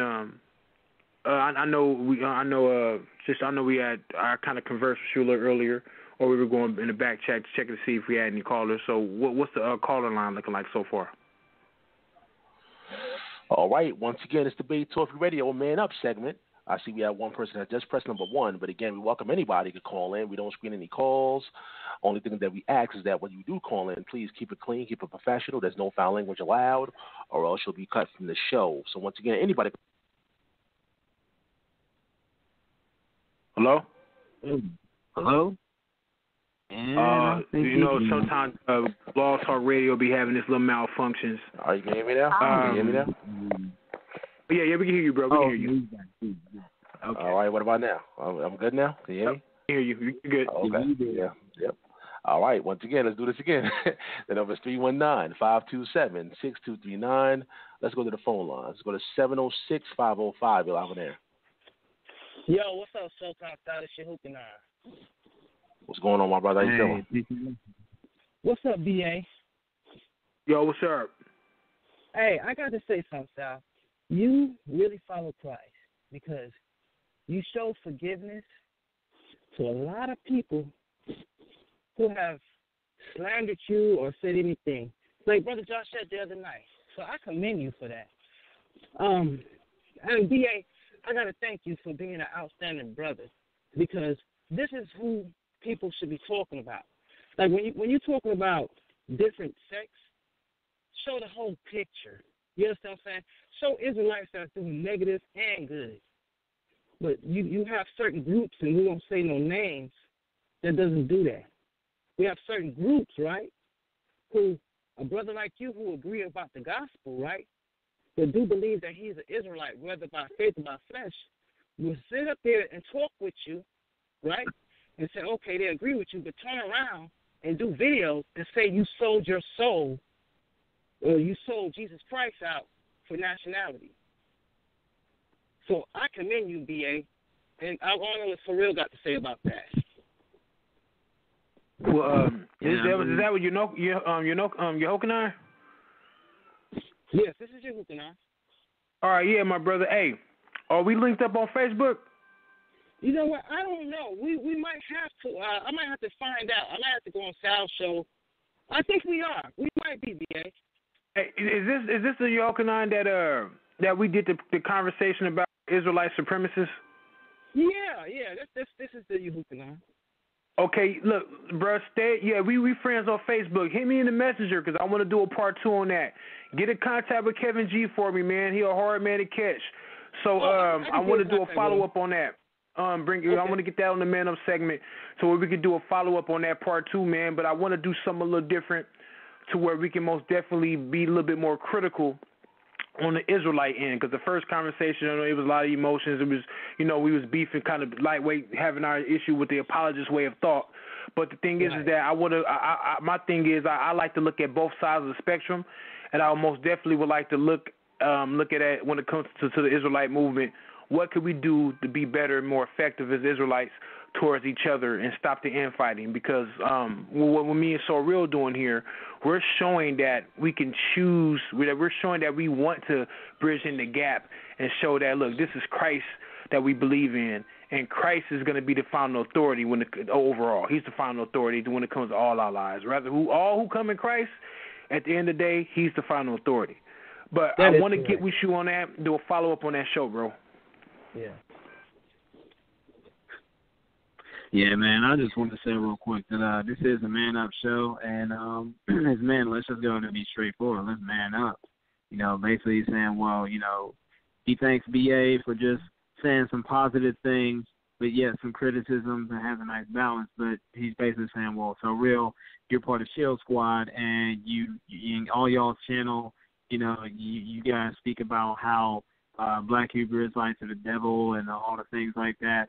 And I spoke with you on this before, and I'll say it again in front of everybody. I don't care, because I've done it before, and that is when it comes to all our channels ain't created equal. We know the one channel that really ends up being really outspoken is Mama Cherry.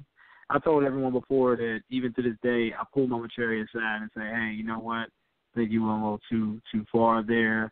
You know what I mean? Like, G-Con have spoken with her, Raquel have. We do that stuff. So, yeah, it's like even if we have to continue to, then we end up doing that. But to go ahead and just throw me under the bus and be like, hey, all right, G-Con channel, your channel, my channel, whatever, and to go ahead and try to say, well, Matt, that's the way you get down or whatever. I don't get down like that on my channel.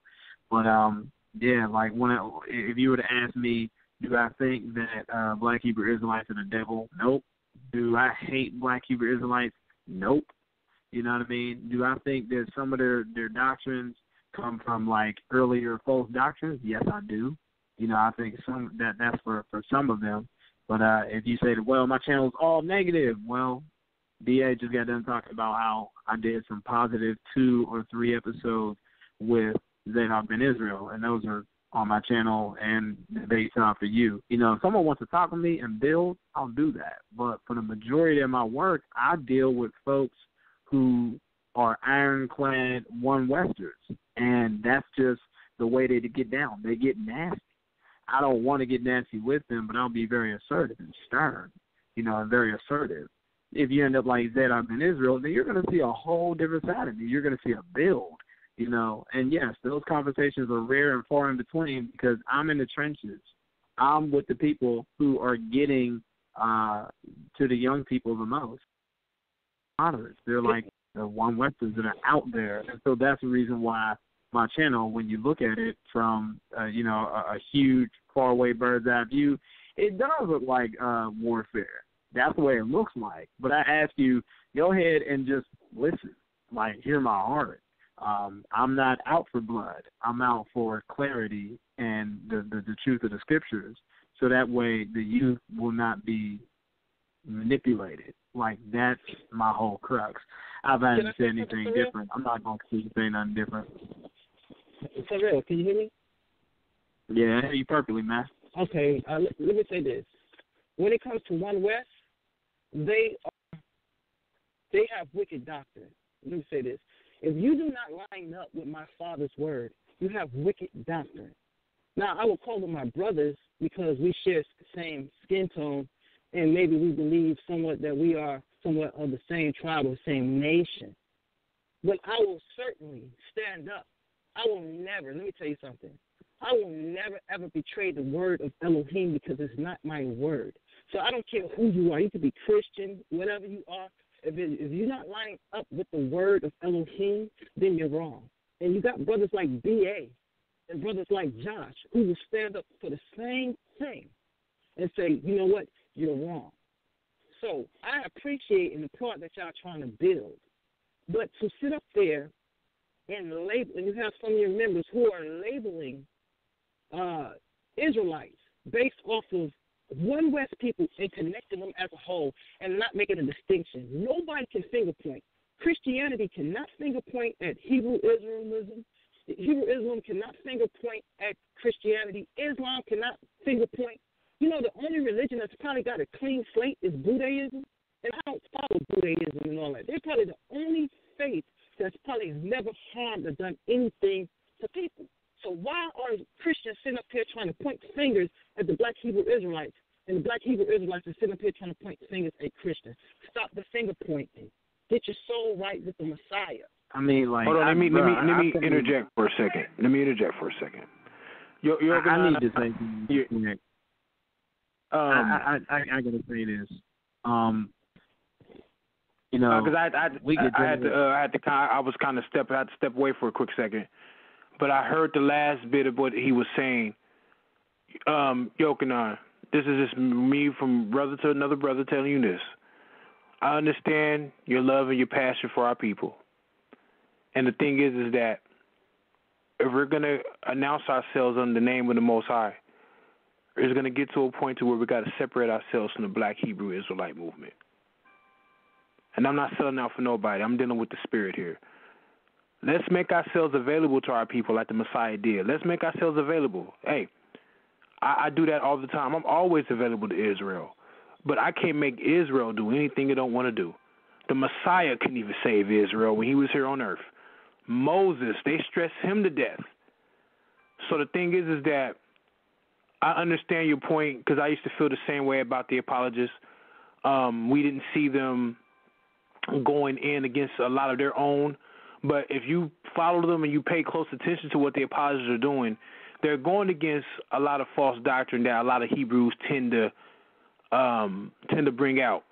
And I have seen them bang against their own brothers as well. But I think what it is that, and I'm not saying Ssoreal, I'm not pointing fingers at nobody. I think what happens is it's social media, it's the internet, and what's constantly being promoted, Christians versus Hebrews. Both sides are wrong. We both have done dirt. We both have done things that are not cool. So what Ssoreal is doing as an individual, he's doing what he's doing. What Campbell is doing, what he's doing as an individual, he's doing what he's doing. The overall point we're trying to make is that if Israel wants to get to a point to where they want to be respected overall, then we're going to have to start owning up to all the madness and the garbage that we've created as well. We don't want to be lumped under one category as this and that, but at the same time, we get too attached or we feel a certain way when people come against us. So we have to understand there's a lot of garbage, there's a lot of mess that Israel has made on the internet, a lot of garbage that brothers like me and you get left with to clean up. So yes, are there some things do I agree with the approach to the apologists all the time? Ssoreal knows that. Faithful knows that. They know I don't agree with a lot of their approaches, but I understand the overall point. But and it was I forget where it is when the Messiah was talking to a couple of his disciples, and some of the disciples came to him and asked, "We heard some other people preaching in your name, and we were going to tell them to stop, but we decided not to." And Christ said, "No, they speaking in my name. Let them do what they got to do."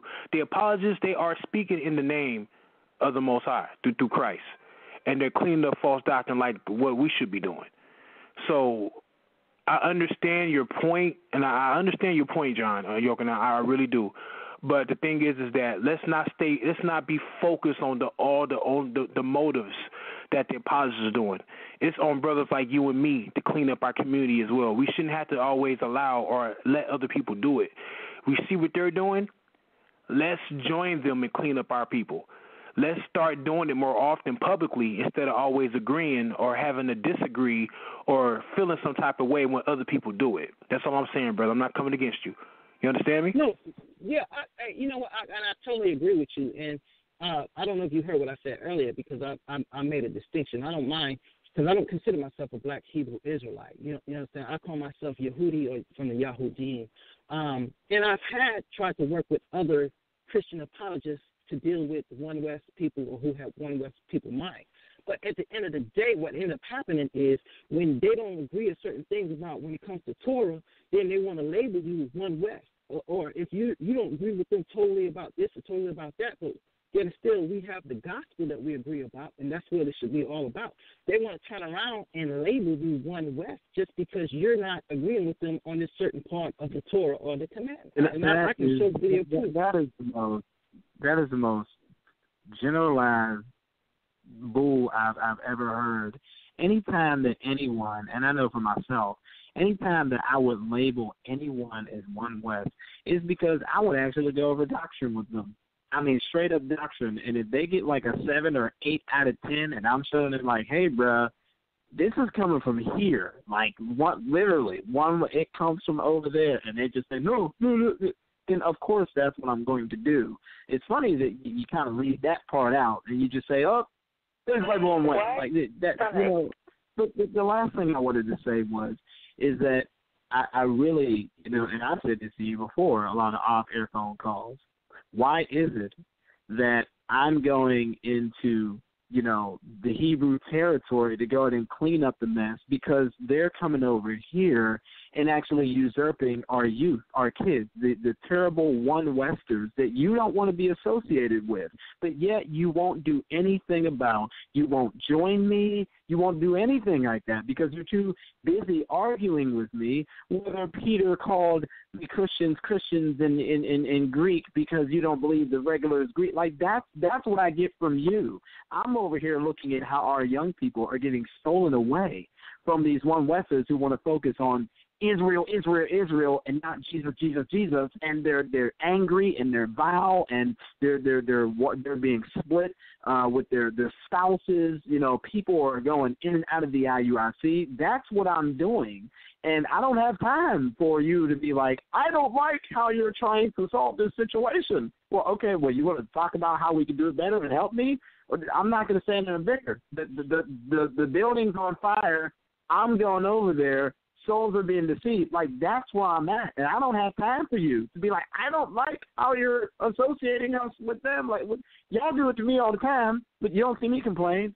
You know, and if I do it to you, I'm sorry. You know, and I'll just straight up be like, hey, I'm sorry. Now, I know for a fact I don't, you know, but if I do, I'm sorry. But that's the type of person that you're dealing with when you're dealing with me.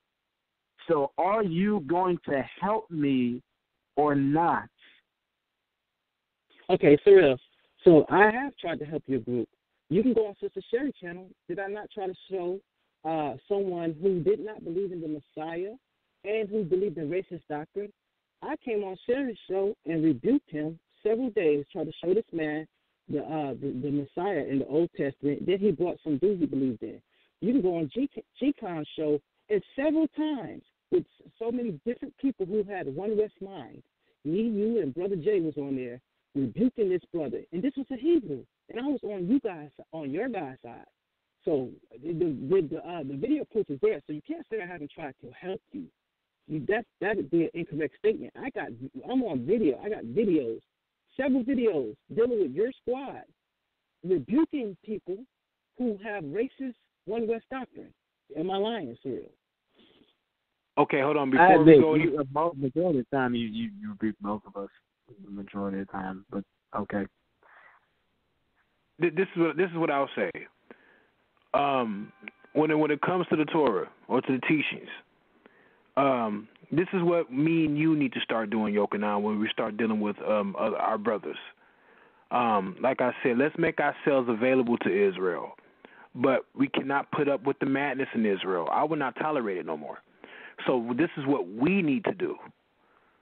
We need to let people know, if you're going to be keeping Torah, stop talking about it and do it, right? Amen.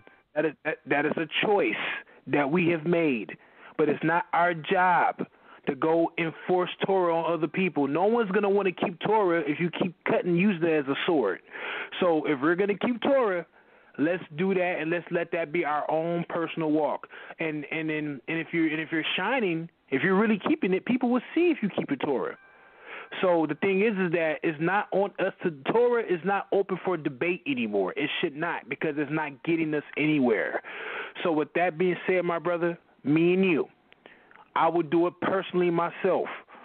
When Ssoreal, LaRon, or any of the rest of the Shield Squad or Soldiers of God, when they are dealing with Hebrews in the future, if they want us to participate and help them, and Ssoreal, I'm going to tell you this right now, brother, I'll go to war with you.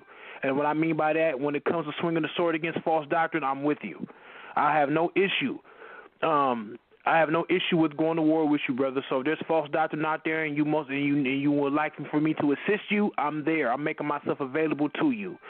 But what we need to understand is Torah should not be sandblasted on how to keep it or how not to keep it, because that's the one thing about Israel. That's why Israel is scattered and dealing with having the issues they're having now, because they're busy competing with Torah. You either have one side that says we keep it better than you, and you have another side that's saying you guys are idolaters. You believe in that Jesus Christ. You ain't keeping Torah right. Then we'll go back and say, well, you're not doing this right, and yada. It's a never-ending battle with Torah. B.A., can you hear me, brother? I can hear you, brother. Let me just make my point. I'll let you finish up. Because I got to get back to work real quick. I just wanted to say this, and I hear everything you say, and I am totally in agreement with you. Any way I can help you as far as it's going to be about the gospel and salvation and being true to the word of Elohim, I am with you. You can hit me up on Facebook or I will hit you up. And I totally agree with everything that you're saying. Anybody who want to come against false doctrine, I have no problem with that. So I'm going to go ahead and go get back to work. I love you, B.A. I love you, Sal. And I tell you what, hey, man, keep doing what you're doing, Sal. And you keep building, B.A. We'll get in contact with each other. Yeah, most definitely, Yochanan. We'll stay in contact, brother. And while Yochanan is, and when he's taking the fall back, I would just say this: that's the problem with not Torah ain't the problem. Torah has never been a problem. Torah is perfect. It's the teachings of the Most High, mediated through Moses. I don't, and like I said, when I say that so people would know what I'm talking about when I say Torah or the law. But the law is perfect. The issue is that spirit or us who come in. Oh, I keep the Torah. Believe me, I'm gonna tell you this right now. Like it goes, but like Ssoreal said earlier, that guy who came to Christ and said, man, what have I done to gain eternity, eternal life? What did Christ say? Keep the commandments. That means keep Torah. Now, if he was honestly keeping Torah, he wouldn't have to go to the Messiah and say, what must I do to gain eternal life? Because the Messiah gave him the answer.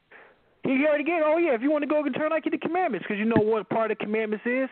One of the commandments is commanding the Torah to have love and compassion and give to your neighbor. So when a person goes off and says, I keep the Torah 100%, you know they lying. Because you're always lacking, because Torah is not meant for you to boast. Torah is there for people to see. Torah is an action. Torah is not some type of thing you get to show off in the mirror, then you go outside and get to doing backflips. Yes, I keep Torah. That's not Torah.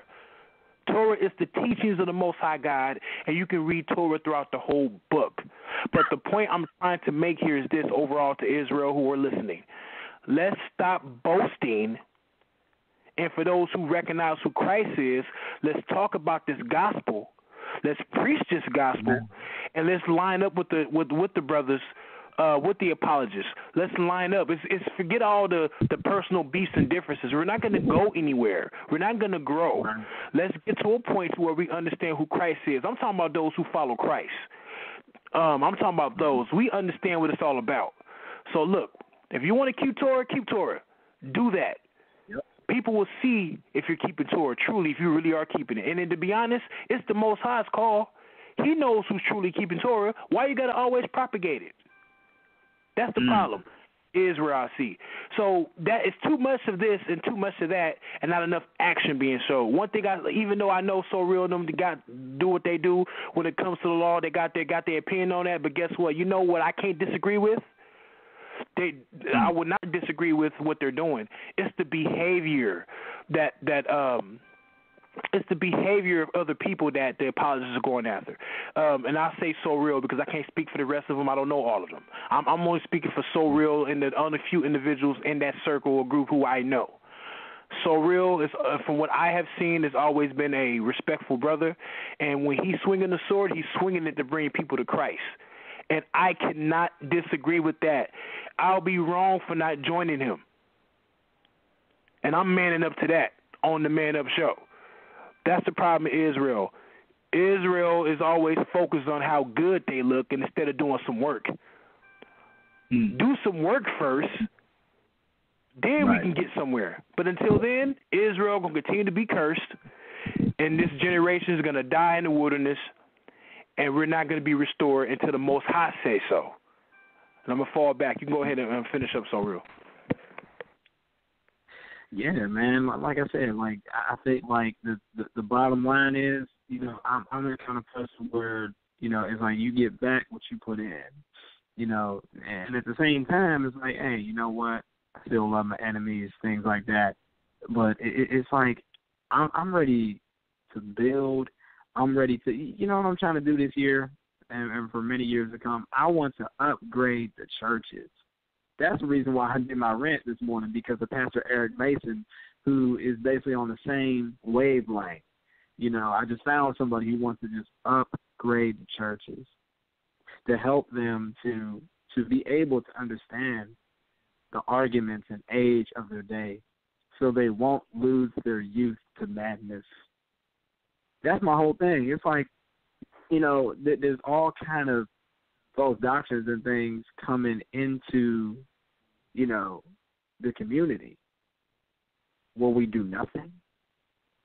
So, yes, let's preach the gospel. And alongside with that, because of the age of our day, we know what else we're going to have to do. You know, the very thing that, you know, it's like, well, yes, you know, you and I, we both do get tired of like, all right, you know, we know it's bullcrap to just, you know, have senseless debates and things like that. You know, no one wants to do that. But we do know that when we end up going out and doing the gospel or doing what we really want to do and what Christ really called us to do, we do know that that element is still part of our world. We're just not going to make it the central thing. So, yes, you know, it's like when there's mess in that community, and let's just say if it gets over into the Hebrew community or something, yeah, I'll be ashamed of that. Yeah, I'll be the first one to be like, hey, all right, well, we need to talk about that. That's why there's all these in-house debates with Christianity today. You look at any kind of debate, you know, I don't care what it is. And so, you know, when you're dealing with me, it's very reactionary. If the one Westers never stood on corners and tried to pick our young people away and invade churches and stuff like they do on YouTube videos, you see them walking. If they didn't do any of that, you probably wouldn't even see me having a YouTube ministry channel at all. It's reactionary. I'm not some crazed, you know, militant theological hitman. So yeah, I think that you know, I like I said, I'm just ready to collaborate. You know, I'm ready to get this gospel out. You know, yeah, there's differences in what we believe, but so what? And it's like, man, if people want to go ahead and keep the law of Moses, go ahead and do that. So as long as you're not trying to do it, you know, to be saved, or doing it because you think that it needs to be done in New Covenant. It's like it needs to be done. And therefore I'm gonna push it on somebody. See that now that you know. But even then, it's like even if people believe that, a lot of times it's your spirit that causes people to either walk past you or buck up against you. You know, there could be people who have all kind of insane disagreements and stuff.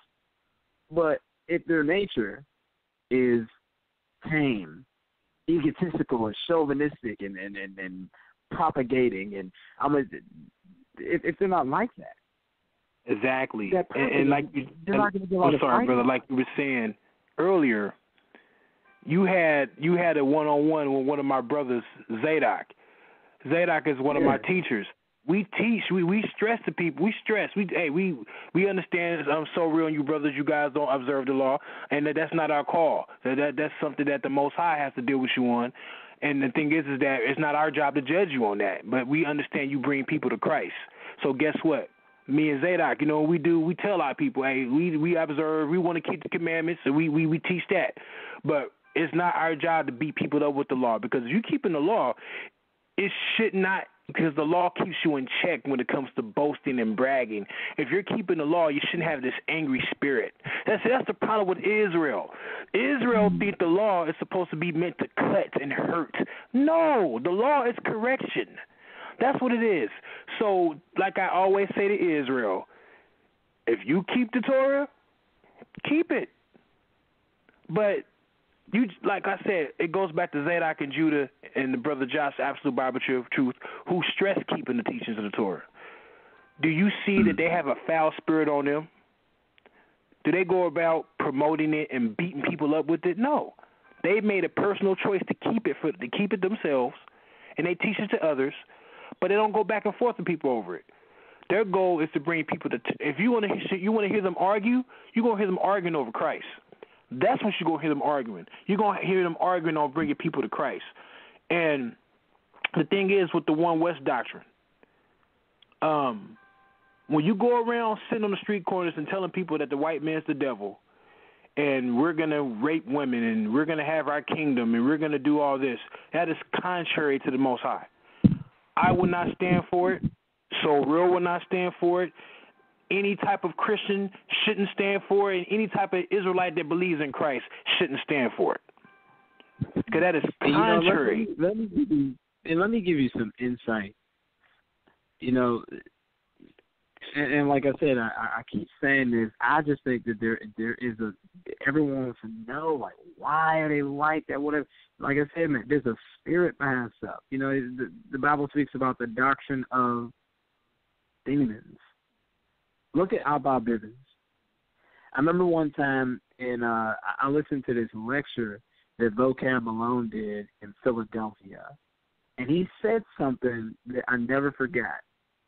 He gave insight to Abba Bivens. He said, when Abba Bivens would go ahead and stand on street corners, he would, one of the things that he would do, I'm not sure if he did this all the time, but one of the things he would do, he would stand up on a soapbox and preach. Now, of course, that was inspired by Marcus Garvey. Don't want to get into it. If people didn't believe what he believed, it would get so violent that sometimes he would step off a soapbox, box the person, beat him up, and then when he's done, he would get back up on the soapbox, and he would continue to preach. Now, is that the spirit of Torah? No, it's not. But exactly. This is what we're seeing. And I think, go ahead, brother, go ahead. I'm telling you, man, like, now look at his students. When they begin to do other, like that same spirit, all the time, like the pastor that you're under, you pick up their spirit. There's something about it. The Bible talks about laying on of hands and, passing down a mantle, same thing that Moses did to Joshua, laying on it. There's something to it. There's a spirit behind it. You wonder why, they come up with these strange doctrines. We'll look at the spirit of where they got it from. When it talks about, we're going to rule Gentiles in the afterlife. There's only one book in the world that speaks about Gentiles like that. It's the Talmud. And guess who was one of the Talmud seven. Ain't got nothing to do one with of the original 7 heads. Yeah, Talmud. That's crazy. He left because they were getting into the Talmud. So another thing that's in the Talmud is that they say, hey, if you see a 3-year-old, you can kind of have sex with a 3-year-old. I wouldn't be surprised if that's where Tahar got his rape doctrine. Where are they getting this stuff from? Because it ain't from the Torah. There's a spirit behind this stuff. Exactly. It is in the Talmud that for every one Gentile, or for every one Jew, you're going to get 2,800 Gentiles to be your servant. This is what it says. Just to let y'all know, gentlemen, that's not Torah. Pardon interruption, gentlemen. That's crazy. We do have some callers standing by, guys. We do have some callers standing by. Be able to check your message. The callers. You know what? So, it's so real. Look, we may be engaged in battle, brother, but I got you. So let's prepare. You ready? Oh yeah, amen, bro. All with it, all praise for real. All right, Sal. Let's go to the callers. Once again, that number is 319-527-6239. Got to get some of these callers out here. Let's go to 678-685. You're live in here. Yeah, how you doing, Sal? How you doing, panel? Hey, What's going on? How you peace and doing? blessings, man. It's Brother Gideon Israel just calling in. I've just been listening, and I was gonna kind of stay out of it, but I heard the brother Yahukanan call in, and I don't want to make you think that was just an isolated call. Brother B.A, I appreciate everything you're doing, man. You know you're a good brother, and it's a good show you be putting on with the Man Up thing. But as far as like if I was if me and you was to have any type of words, or if I was to say anything to you, I'd probably say that you're definitely right what you're saying.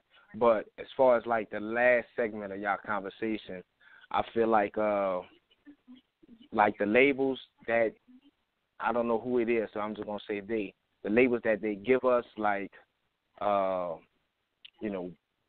Black Hebrew Israelites, Black identity extremists.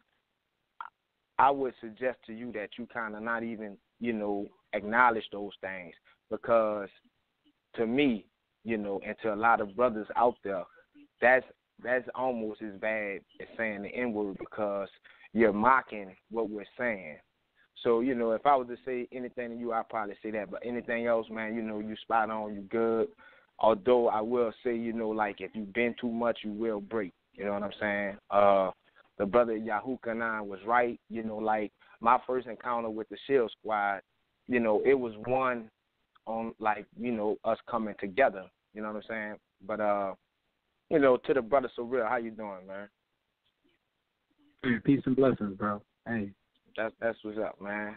So, you were saying a lot of things, and, it was real nice in the beginning, and, you did your best, and just tried to keep it peaceful. So I can appreciate that. That's the first step to, having any type of dialogue. But, you said some things, and this the thing, it's like it's pokers and there's prodders. You feel me? Like, I would say people like ISUPK and GMS and groups like that, they are pokers. They agitate, and, you say you go at them a lot, but my thing is there's a lot of people that's not pokers and prodders, like the brother right here that's hosting the show. He spoke of his teachers, Zadok, even brothers like Brother Josh. Those are Israelites that, according to Scripture. So, like when you say things like you're not a biblical hitman, but let me ask you this: you in the Shield Squad, right? Not Soldiers of God. Which one is it? Yeah, I'm in Shield Squad. And that's what? What kind of group that is? Shield Squad is a group of individuals, who come from different backgrounds. How is it labeled? I would just label us as just a general Christian group. Well, we right. have different. Yeah, we have like different, stances on things, but just overall we agree in the essentials. Yeah. Right. I'm not talking about so much doctrine. It's basically you guys put yourselves out there as a Christian apologetics group. So technically, you are a biblical hitman. So I don't know, maybe you're an assassin right now, but what I want to ask you, okay, you said you do a lot of. Well, no, we're not biblical hitmen. A hitman is someone who's hired to go ahead and literally take people out. The gospel says that we're supposed to go ahead and rebuke, exhort. We're supposed to go ahead and expose darkness, and at the same time, we're supposed to be a light. And so there's a balance to that. So I don't know, based on what the Bible says and what our mission is and what we're doing, I just can't agree with that, especially when you talk to the victims that speak to us and come to us about things. Okay, that's another thing I want to speak to you. So you say like you intervene with a lot of people that be in these camps, and I'll be the first one to tell you. Already. I feel the camps personally. I feel like they being paid by somebody, but that's just my opinion. So I really don't believe in nothing what the camps have to say. But also, like when you intervene with these youths and with these wives and with these men? Like, how do you intervene? Like, what do you do? What do you tell them? Like, the doctrine is foolish? Do you stop them for trying to figure out their heritage? Because you also said, you know, you teach the youth about their culture and tell them about, you know, things like that. So what do you teach them their culture is? And then the ones that are looking for that culture through being an Israelite, like how, like you say, you stop them. I mean, I'm quite sure. I mean, how do you stop them? Do you stop them from? Do you tell them being an Israelite is wrong, or do you tell them some of the doctrine that they follow is wrong? Okay, so you asked me a series of questions. You asked me what do I do when I counsel people? What do I teach my youth about their heritage and their culture, and what do I teach about people who are, you know, blazing full throttle in the Hebrew movement? Do I just go and stop them? So those are the three questions you asked me. Number one, you know, when it comes to just how I counsel people, I counsel people. You know, there are times where people end up telling me that they want to do certain things, and, you know, a lot of times I have very little to say except to just be there for them. See, people don't know this stuff. You know, and you deal with these people for 2-3 years in. You know what I mean? Some people you deal with just for a few months. I've had people who have come to me and said, hey, I introduced my husband to this doctrine, and now he's abusing me. Can you help me? And in the midst of it, you know, as we're continuing to help the person, you know, they will say things like, how dare he chop down Deuteronomy 28 within 15 minutes, and it took me a year to understand that.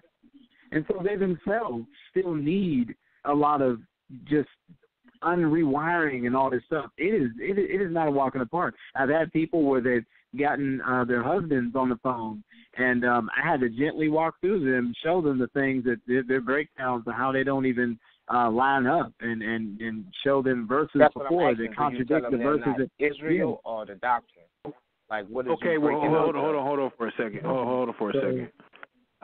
Let me interject. I think what's going on here is that the thing is that Ssoreal, what he's getting at, or what he's experiencing, people are coming to him, wives are being abused under this name of Israel. See, this is what we're talking about. Now, I understand your question, brother, about how does he approach those young people who are seeking knowledge and to becoming the Israelite. But what Ssoreal is saying here, he's dealing with families being broken up. So the thing is that he may not be encountering youth who are looking to be Israelites. He's coming across broken families. So of course there's going to be some type of method or approach that they have to take to break the doctrine and to just break anything. Because, see, do you understand, my brother, that the name of Israel, that the mess that comes with it nowadays from time to time? Do you see that there are actually families who are being broken up under the name, broken up or destroyed by somebody with the name, carrying the name or reputation of Israel? You see what it's getting us? Do you understand what I'm making? It's definitely something that we need to understand, and the thing is that all Israel is not Israel. So that is true. I'll say this much: I do agree. When there's a lumping and all you guys are one West or this, I understand your point. I understand. I mean, being labeled and not being called that, yes. But the thing is that, my brother, what we have to do as Israelites, we got some cleaning up to do. The things that the Christians are doing, we got to put more effort into doing that. Israel don't like doing that. Hey, can I say this real quick? I don't know on your end, but I know on my end, Israel don't want to correct Israel. Israel just want to kind of just stay silent on certain things and let things happen. So the thing is that what the Christians are doing, see, Israel, you don't hear about Israelites encountering families that have been broken up, who wives and children are being abused under some man going by the name of an Israelite. He's under someone's camp, giving some kind of authority, and a lot of brothers don't even recognize what authority is according to the way of the Most High. But brothers get this authority, I'm the ruler over my household, and they're abusing wives and children. See, Israel, we're not encountering these kind of people. We're not encountering. It's the Christians who are encountering them. And the thing is that it may look like they're speaking against our culture or our tradition that we hold so dear to, but it's more so of the spirit that is coming with it's the spirit that these people are coming in that so-called themselves Israel. And like you say, everyone that go by the name of Israel ain't Israel. So they're encountering what seems to be very popular. Those who call themselves Israel who are not Israel. And us who are trying to live according to what Israel has been called by the Father, is not that many of us encountering what the Christian brothers are encountering. So guess what we got to start doing, brother? Can I say this real quick? No, hold on. Let me just finish it. I'll let you say something. I'm going to let Ssoreal say something, go to the next call. And us who are trying to go by what the book says or what the Most High has called it, we have to put ourselves out there on the front line and deal with these kind of issues, because Israel want to save face on public. I mean, when it comes to being on public, Israel want to save face and not take care of these matters the Christians are dealing with. I've been knowing Ssoreal for a while. They have been dealing with children who have been abused by some man or some woman who call themselves by the name of Israel. And us, we're not encountering these people. But I'm going to fall back. Go ahead, Ssoreal. And just real quick, because I know that he's on mute by now. I know what that's like. But I just wanted to say this real quick while he's on the line. For one, when I do end up dealing with young people, and I have dealt with young people, you know, I often do have. Hello. I probably fell off. Ssoreal, his line is still on. But maybe he's on mute. Ssoreal, you there? Are you there? Okay, hold on. Let's see. Yeah, B.A., you can hear me though, right? You can still hear me, B.A.? Yeah, I can hear you, bro. And I understand. You got. No, I was going to say, and I understand that when it comes to the way the apologists, how they approach us, yes, I don't agree with that all the time either. And then maybe that needs to be something that we need to probably address as well, because there are some things that they will go from overboard on from time to time. But I understand it from this perspective. I see that they're dealing with a lot of the Israel who ain't Israel. It's an overabundance of Israel who ain't Israel. We're going to have to call it for what it is. And that's the problem. And when it comes to us who have a love for our people, we tend to get emotional behind that when we feel like people are coming against us. Well, if we can admit that Israel ain't all Israel, then guess what? We need to start separating ourselves from it. Hold on for a second, Sal. I think it's Ssoreal calling me. Hold on for a second. Yeah, no problem. What we're going to do is going to wait for Ssoreal to call in. We do have about 2 more callers standing by. But again, the phone lines are open, family. The phone lines are open if you want to call in. If you're listening on social media, that number is 319-527-6239. Again, the number is 319-527-6239. Once you call in, if you have a question or a comment, please press number 1. An alternative is to send me an email with your questions at debatetalkforyou@gmail.com. That's debatetalk, the number 4, and the letter U at gmail.com. All right, so we're trying to just see if I'll give Ssoreal back in the conversation. I'm a 3-way him in on my phone, so just give me 1 second. I got to click over and 3-way him in. All right, not a problem. All right, so family, hopefully, all right, trying to get him back in. And again, once again, that number is 319-527-6239. We appreciate the family out there that's sharing this show on social media. We have a lot of people sharing it on Facebook. We appreciate the family out there. And like I said, spread that number, 319-527-6239. If you want to reach out to the special guest, you can always go to the description box and reach out to Brother B.A. or to Ssoreal. Let's see if he's here now. Let's see if they work the kinks out.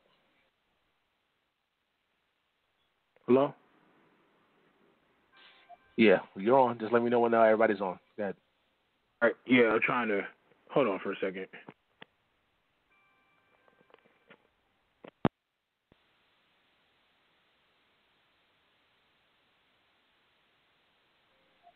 And remember, for those that press number 1, family, to stand by. We're going to get some of your calls. Stand by. Do not press number 1 again, or else I'll take you off the switchboard.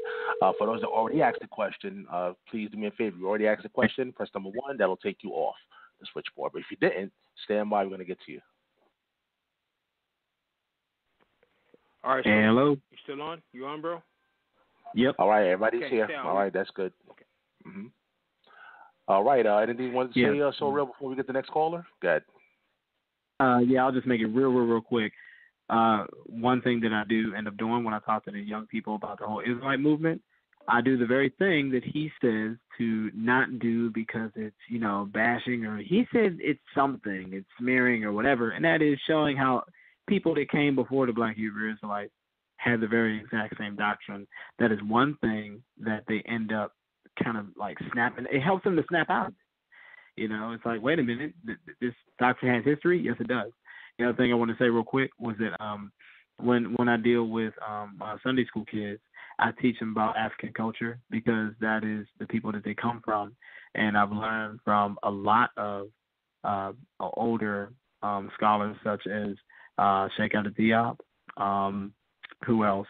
Just a lot of people who are a lot of the older scholarship, and I'll show them certain things that will give them insight into African culture and who they are, and after that I'll kind of bridge some African things that we do as Christians, you know what I mean? And I love doing that, you know what I mean? So that's basically what I do. And other than that, that's all I wanted to say. There was a lot more I could say, but for the sake of time, that's it. All right, Sal, we can go on to the next callers. All right, family, keep in mind we have about 30 minutes on the air. We have like 30 more minutes on the air. So let's get some of these calls. Let's go to Skype. I think it's a Skype caller. Skype caller, you're on the air. Shalom, Sal. Shalom, B.A. Shalom, Ssoreal. This is Anonymous Hebrew. How y'all doing? Hey, what's going on, man? Anonymous Hebrew, what's up? What's going on? Peace and blessings, man. Peace and blessings to you. Hey, man, we're going to be building next week, man. Looking forward to it. Me, you, and the Moray, man. We're going to get together and set it up. But I'll stay in contact with you on that. Yeah, I was going to tell you, I want to talk with the Moray a little bit just so I can, make sure we be on the same page with a couple things. Oh, yeah, most definitely. That's my word. We most definitely will get that in. But go ahead with your call and with your statement, my brother. This is home for you. This is home. So go ahead. That's what's up. Just real quick, I wanted to let the audience know, one, when we're dealing with Brother B.A., I know anybody dealing with the Ruach, they can feel it, they know it, but anybody that don't and just think it's all talk, this is a real good, humble brother. Like, this is a brother who is there for you when you call him. If you got personal stuff going on, he is there to build with you, help you, and give you good, godly counsel, because we all need it. Iron sharpen iron. And also, I know Brother Ssoreal, I know you don't know me, but, because you do got a public ministry, we are able to watch you. And so I know that your spirit is in the right place, right? And so I appreciate what both of y'all doing.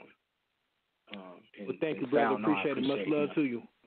Man. Appreciate you. So, but I wanted to just maybe give a little advice, just in terms of, I think what Brother Gideon and maybe Brother Yehuda and I was trying to say, I'm not going to get into whether you're teaching people they Israelites and all that, because we all have to do our own research in terms of what's really going on in Africa.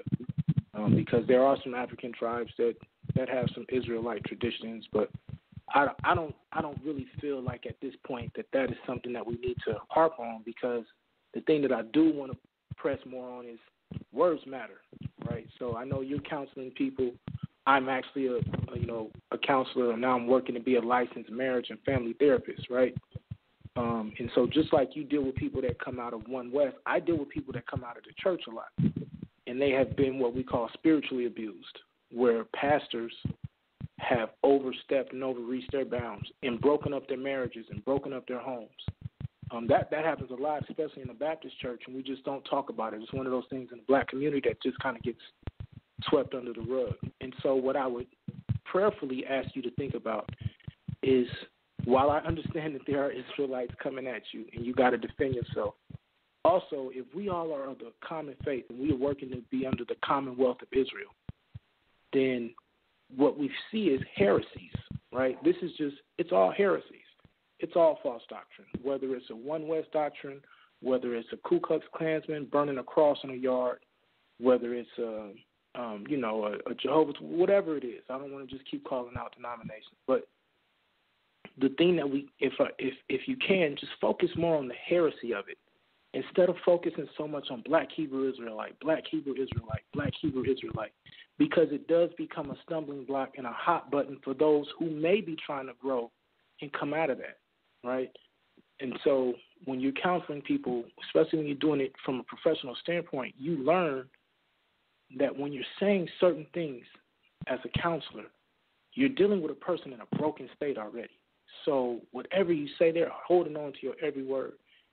And you can possibly influence these people in a way that makes them hate other people or something like that instead of really cleaving on to Christ, right? If the goal is to make people to cleave on to Christ and not so much hate other people, then there's other ways that we have to do it. And I think that's what the brothers was trying to say. And then finally, when you were talking about different spirits, we know based upon, especially in, I want to say, is it 1 Kings chapter 22, when the Most High tells, an angel actually says, I will go and be a lying spirit, ear of his prophets, talking about King Ahab.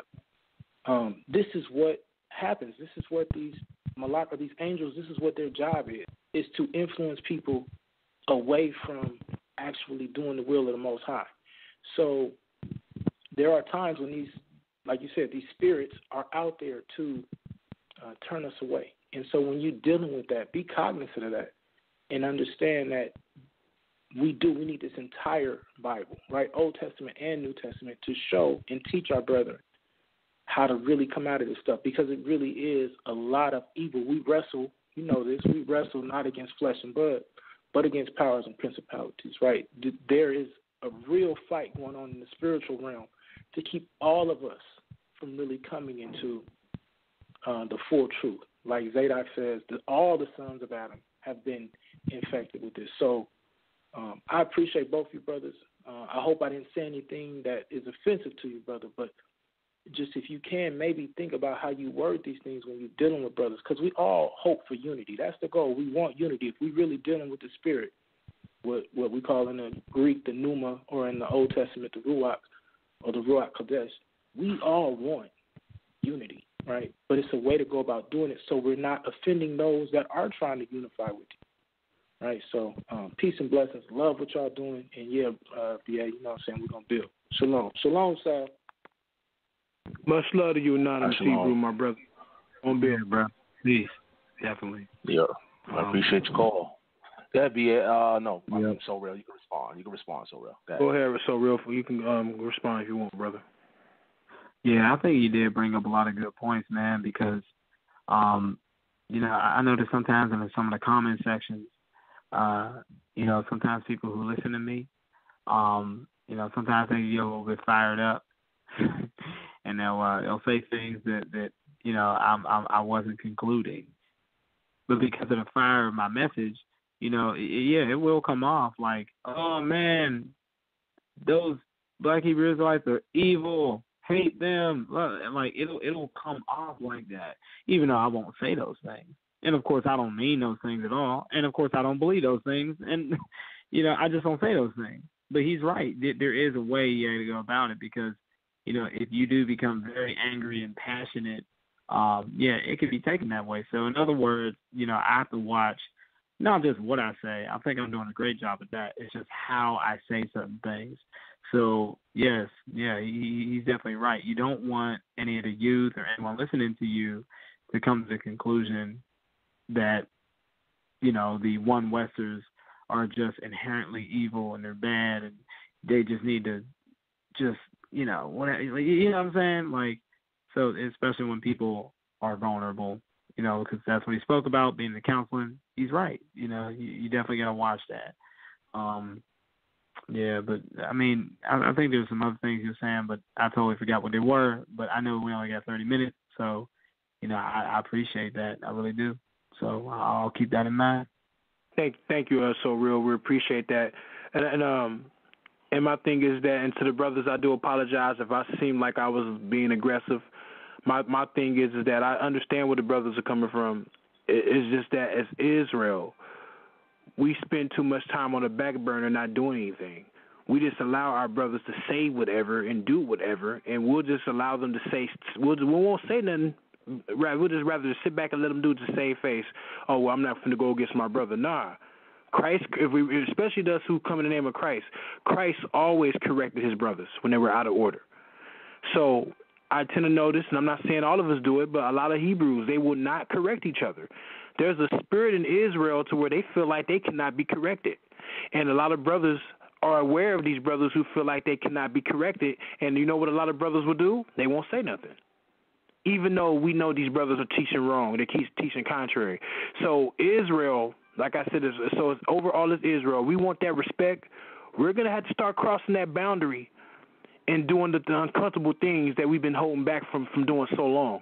That's why Israel's a hen house right now. That's why.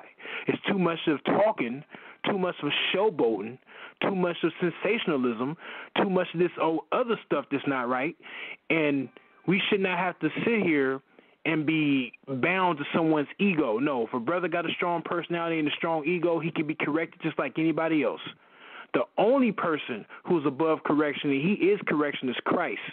He's the example. So I always tell brothers, you come in the name of Christ, well, act like him. That's simple. But we can go to the next caller, Sal, if there are any more. All right, family, if you want to call in, you want to chime into this conversation, that number is 319-527-6239. Again, anybody could call in. Just keep it clean, keep it professional. Again, that number to call in is 319-527-6239. You can call in via phone, call in via Skype, and join us live. Let's go to the next caller. Let's go to 716-833. You're live on air. Thank you, Sal, for taking my call. This is Sister Doris, and I want to thank both of the brothers, on the show tonight, enjoying the dialogue very much.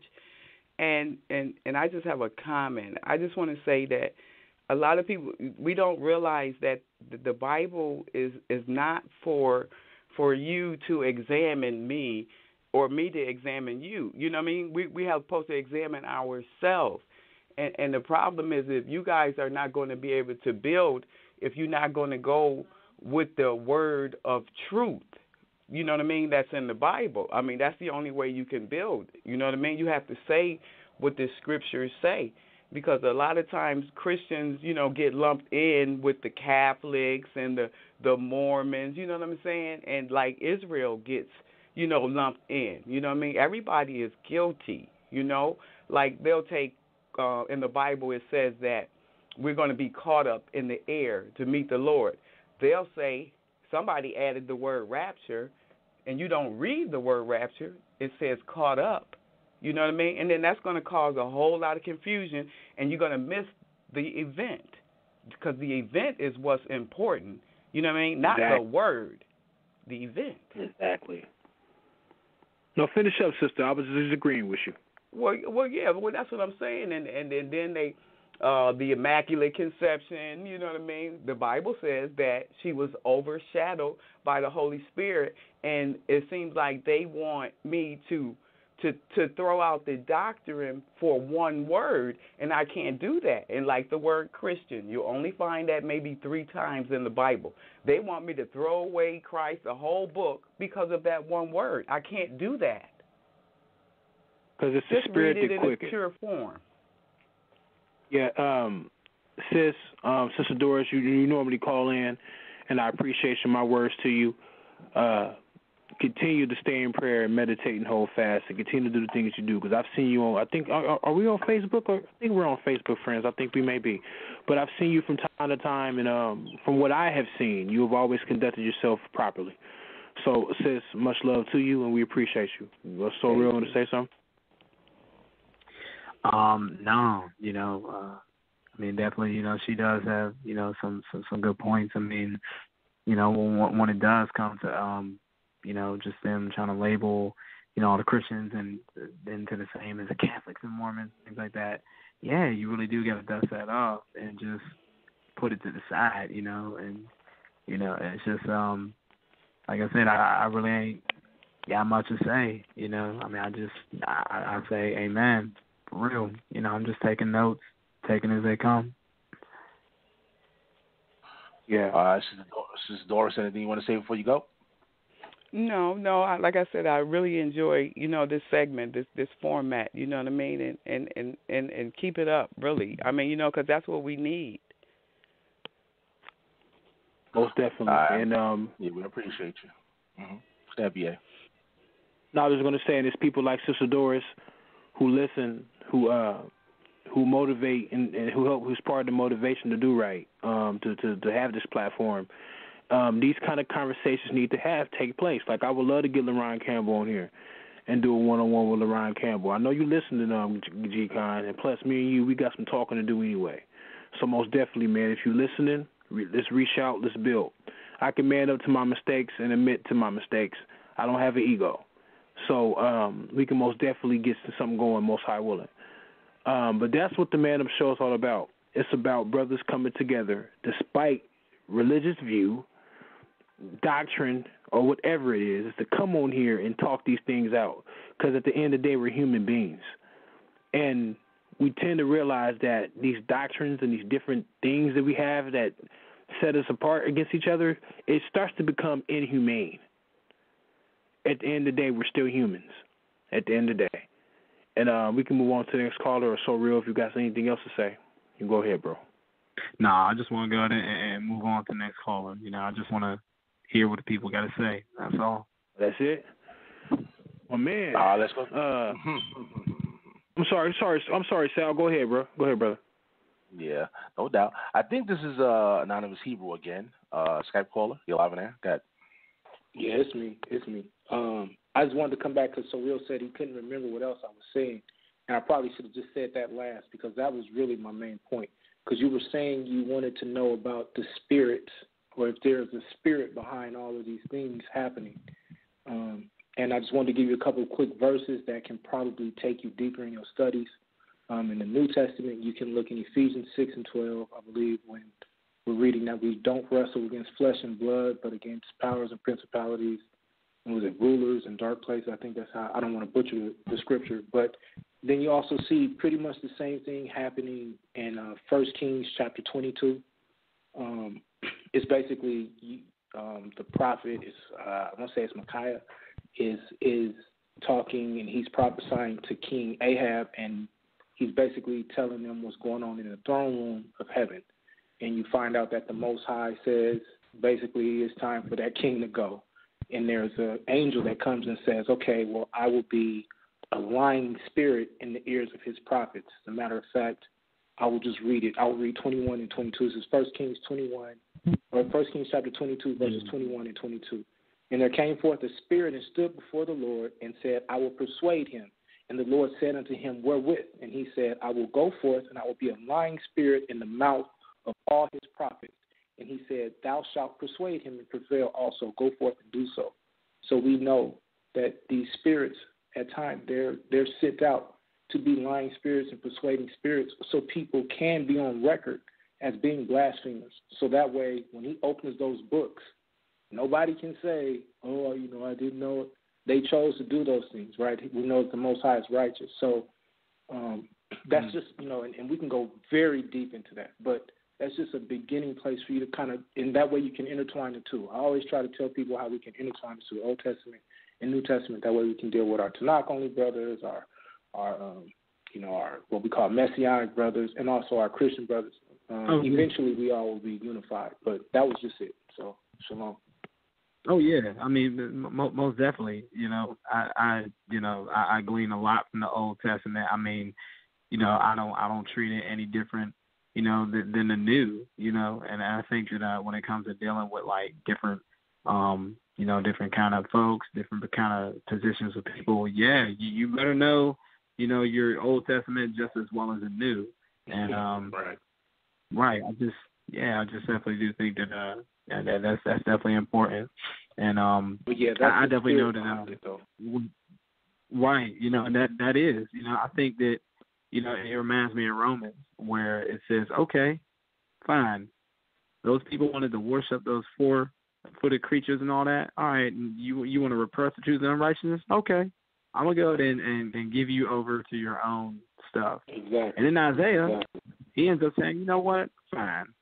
You go ahead and chose your own sins. Okay, I'm going to choose your own delusions, and I'm gonna go to, and I'm, you know what I mean. So it's like, yeah, you better believe that. Yes, man, that there's definitely spirits behind stuff. It's like, all right, God said, you know what? Fine. He did the same thing, Deuteronomy 32. Fine. Y'all want to go ahead and do the whole Tower of Babylon? Y'all want to be your own God, set up your own kingdom without me? Okay, fine. I'm going to go ahead and take all the fallen angels and sons of God, and I'm going to allot you to your own gods. You can have this one, that one, fine. Go ahead and have your whole world without me. But at the same time, you know, God still sent his son to go ahead and still redeem them. You know, he's still trying to call them. You know what I mean? But it's the narrative is really something, man. It really is. But yeah, like there is a lot of spiritual activity behind the things that we believe and that we do. You know, and I don't know if you're still on, JP. I'm here. But and I'm still anonymous. My fault, bro. But the thing is that and that's what we were doing earlier. Me and Ssoreal, the beginning part. I don't know if you heard us. You probably did. But we were building on the gospel from the law and the prophets into the gospel and to the apostles. We pretty much built. We showed that the gospel is throughout the whole book. And that's the thing we want to show to all of our brothers, whether they be Torah only or Christians or brothers who embrace the Messiah in the whole book. We're showing here that, like you said a little earlier, we're going to be one day, we're going to be united. And there's not going to be a doctrine we're going to be bound by. There's not going to be a title, like it say in the prophets. Everybody going to speak one language. That's when the kingdom fills the earth. That's in Zephaniah. So we have to most definitely remember that and keep that into perspective. Right now, even though we have our denominations amongst us, we still have to preach the message of the Most High, and for us who recognize Christ as the message and the fulfillment. Can I just say and when we real say quick? Yeah, go ahead, brother. I think we forget that we're getting ready. Eventually, we will be in a millennial kingdom. Like we will be in a new kingdom, right? Oh, definitely. And at that time, they're going to be talking about, you know, all the teachers that was in North America and the teachers that was in Australia, and you know, these people were specifically influential in helping us get to these different levels. Not for glory or anything like that, but just because we need to come out of all of this infection that is in this world, right?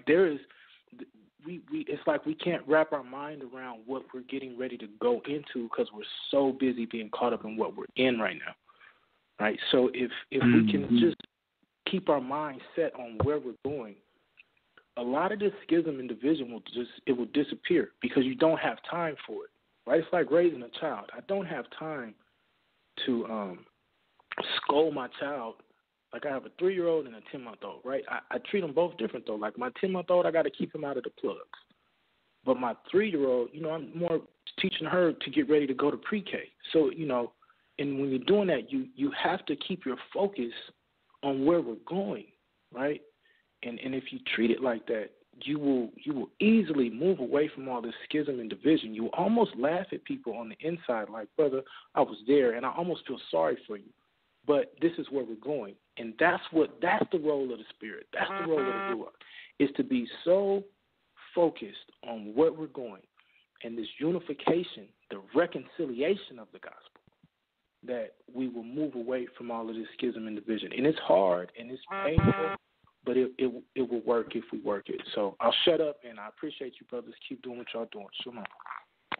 Oh, Anonymous, you don't have to ever shut up, man. This is a home for you, brother. So you are always welcome to come on here and share your knowledge and wisdom. And Most High willing, we'd love to get you on here, man, because you bring another aspect that's not talked about, and it not only just for the overall everybody, but more condensed when it comes to the Hebrew Israelite way of thinking and dealing with the chauvinistic spirit in the movement. You have some information that's very vital, and the information, because I mean, me and you talk. I know what you're gonna bring out, and not just only the pedigree you have and what you bring to the table. You're also going to show how it lines up with the scriptures, and I can't wait till we start touching into that next week. For those who are listening next week, it'll be me, Moray Yitzchak. Forgive me, Moray. I try to pronounce that as possible. And Yitzchak Don and myself, and we're going to have a conversation addressing the homosexual spirit amongst the Hebrew Israelite male, and it's called The Righteous Woman Being Left Behind. Again, the righteous woman being left behind. And we're going to go into the scriptures. The Moray will touch on some things. My man Anonymous Hebrew is going to touch on some things from a psychological perspective, dealing with the spirit as well. I'm going to mediate, and I bring out a few things myself, but we're going to get to the core, and we're going to get down to the nitty-gritty and show why is there so much hate for the sisters in the movement, and why is it that the righteous woman is being left behind and not being respected, and why the brothers spend so much time with the secular woman like it's not even funny. But we're going to go ahead and close. I'm sorry, brother. Let me say one more thing, and I'll let you finish up.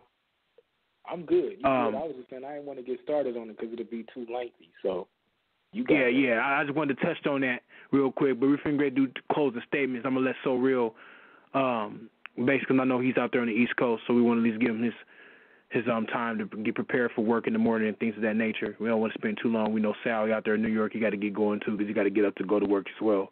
Hey, you know what I mean? I'm out here on the West Coast. You know, it's still late. It's still kind of early for us out here, but yeah, I will let the brothers go ahead and do their closing statements.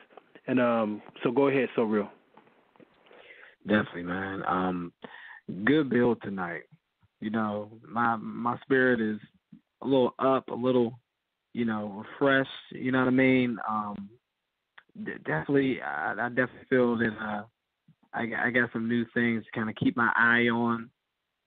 You know, I got a lot of things in my mind that just kind of going. My wheels are turning, and I like that. You know, that's the beauty and the enrichment of just dialogue, man. Just hearing, communication is so important, so important. And I mean, even if it's not easy and all things like that, like sometimes that's like the best kind that you need. You know what I mean? You need the whole mix.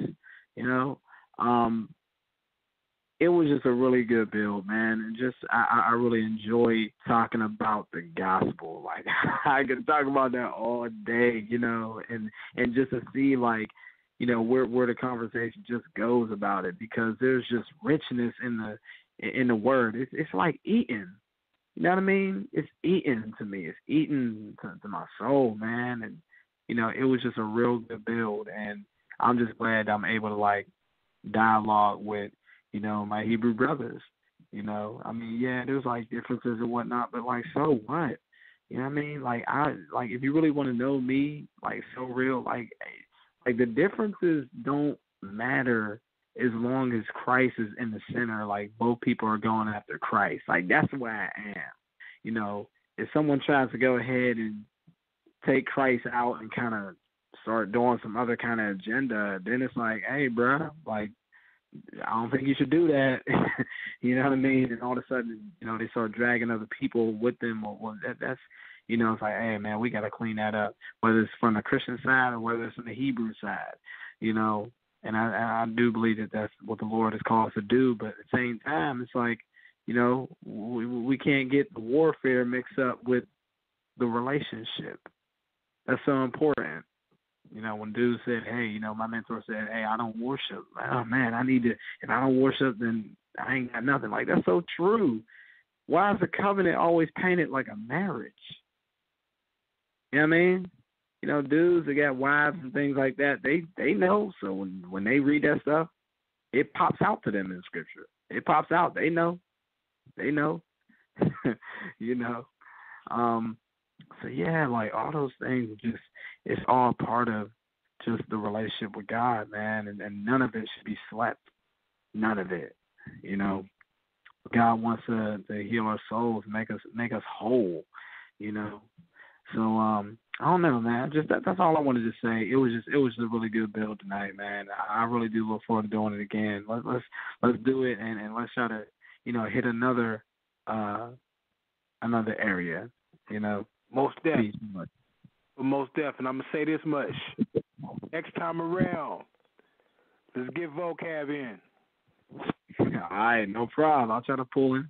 Most definitely. I got a chance to correspond with Vocab a few times. We know each other. We've corresponded through the messenger. We text. We've had some words, not in a negative way sense, but we've gotten a chance to be brotherly towards each other and cordially. I see him on Instagram from time to time, so when he sees me, he knows who I am. When I see him, I know who he is. I most definitely would love to get on here with you and Vocab, and maybe one day G Consciousness and the rest of the brothers. And faithful to God, I know you out there listening, man. I'm trying to get you on here, brother. You my brother too. I know we got our personalities and our strong differences, but guess what? I'm willing to come on here, man up with you. And let's build. You see how me and Ssoreal, we can just, even though we didn't start off right a couple of years ago, but as you can see, I consider him a brother, and I will go to war with him if anyone swings a sword against him, especially when it comes to the doctrine of Christ. I will most definitely rock with anyone that's rocking with Christ. If you're rocking with Christ, you are my brother. You are not my enemy. But if that being said, is Anonymous Hebrew still on? Probably fell. I'm here now. I'm listening. Okay, yeah, brother, if you would like, bro, you could just do a quick closing statement, and then we're going to take it away with Sal. I mean, after you, I say something, then we're going to close out. Not really much to say. I just want to make it clear. I'm not proclaiming to be no teacher or anything like that. Now, I was a minister in the Baptist church. Went through all that stuff. I've been to seminary school. I've been to all of these different schools and stuff like that. But I had to take the time to undo all of that and try to unify the entire book. That's the only difference, right? So I'm not claiming to be nothing special, but I do believe all of us have something to offer. And so if we all take the time and learn and grow together, that don't mean just jump out of your character and just decide you're a teacher and do all this craziness. But we can all build, and everybody has something to offer. And I think that's a great thing that Brother B.A. is doing, is giving everybody, those that are, and I believe he's being led by the Spirit. So, and we'll leave it at that. But those that are prepared are really just being poked by the Spirit to help out and reach out and just help the entire kingdom. I think we can really do some powerful things. So I love Israel. I love all those that claim to be a Christian, all those that claim to be Tanakh only. Whatever it is, we are all one body, and we will see that one day. So love all y'all, and shalom. Amen. Love you too, brother. Love you Ssoreal. And again, next week on Wednesday, the Man Up segment will be back, and we will be addressing the righteous woman being left behind with Brother Anonymous Hebrew and the Moray Don. That'll be next week, Wednesday at 5 o'clock Pacific. Please bring your pens and your pads and your questions, your comments, or observations to the table. Be willing to come in and build. This is most definitely a concept, this is most definitely something that needs to be discussed in Israel. Israel had got to man up. The Christians, we all got to man up. All of us got to man up. And with that being said, take it away, Sal.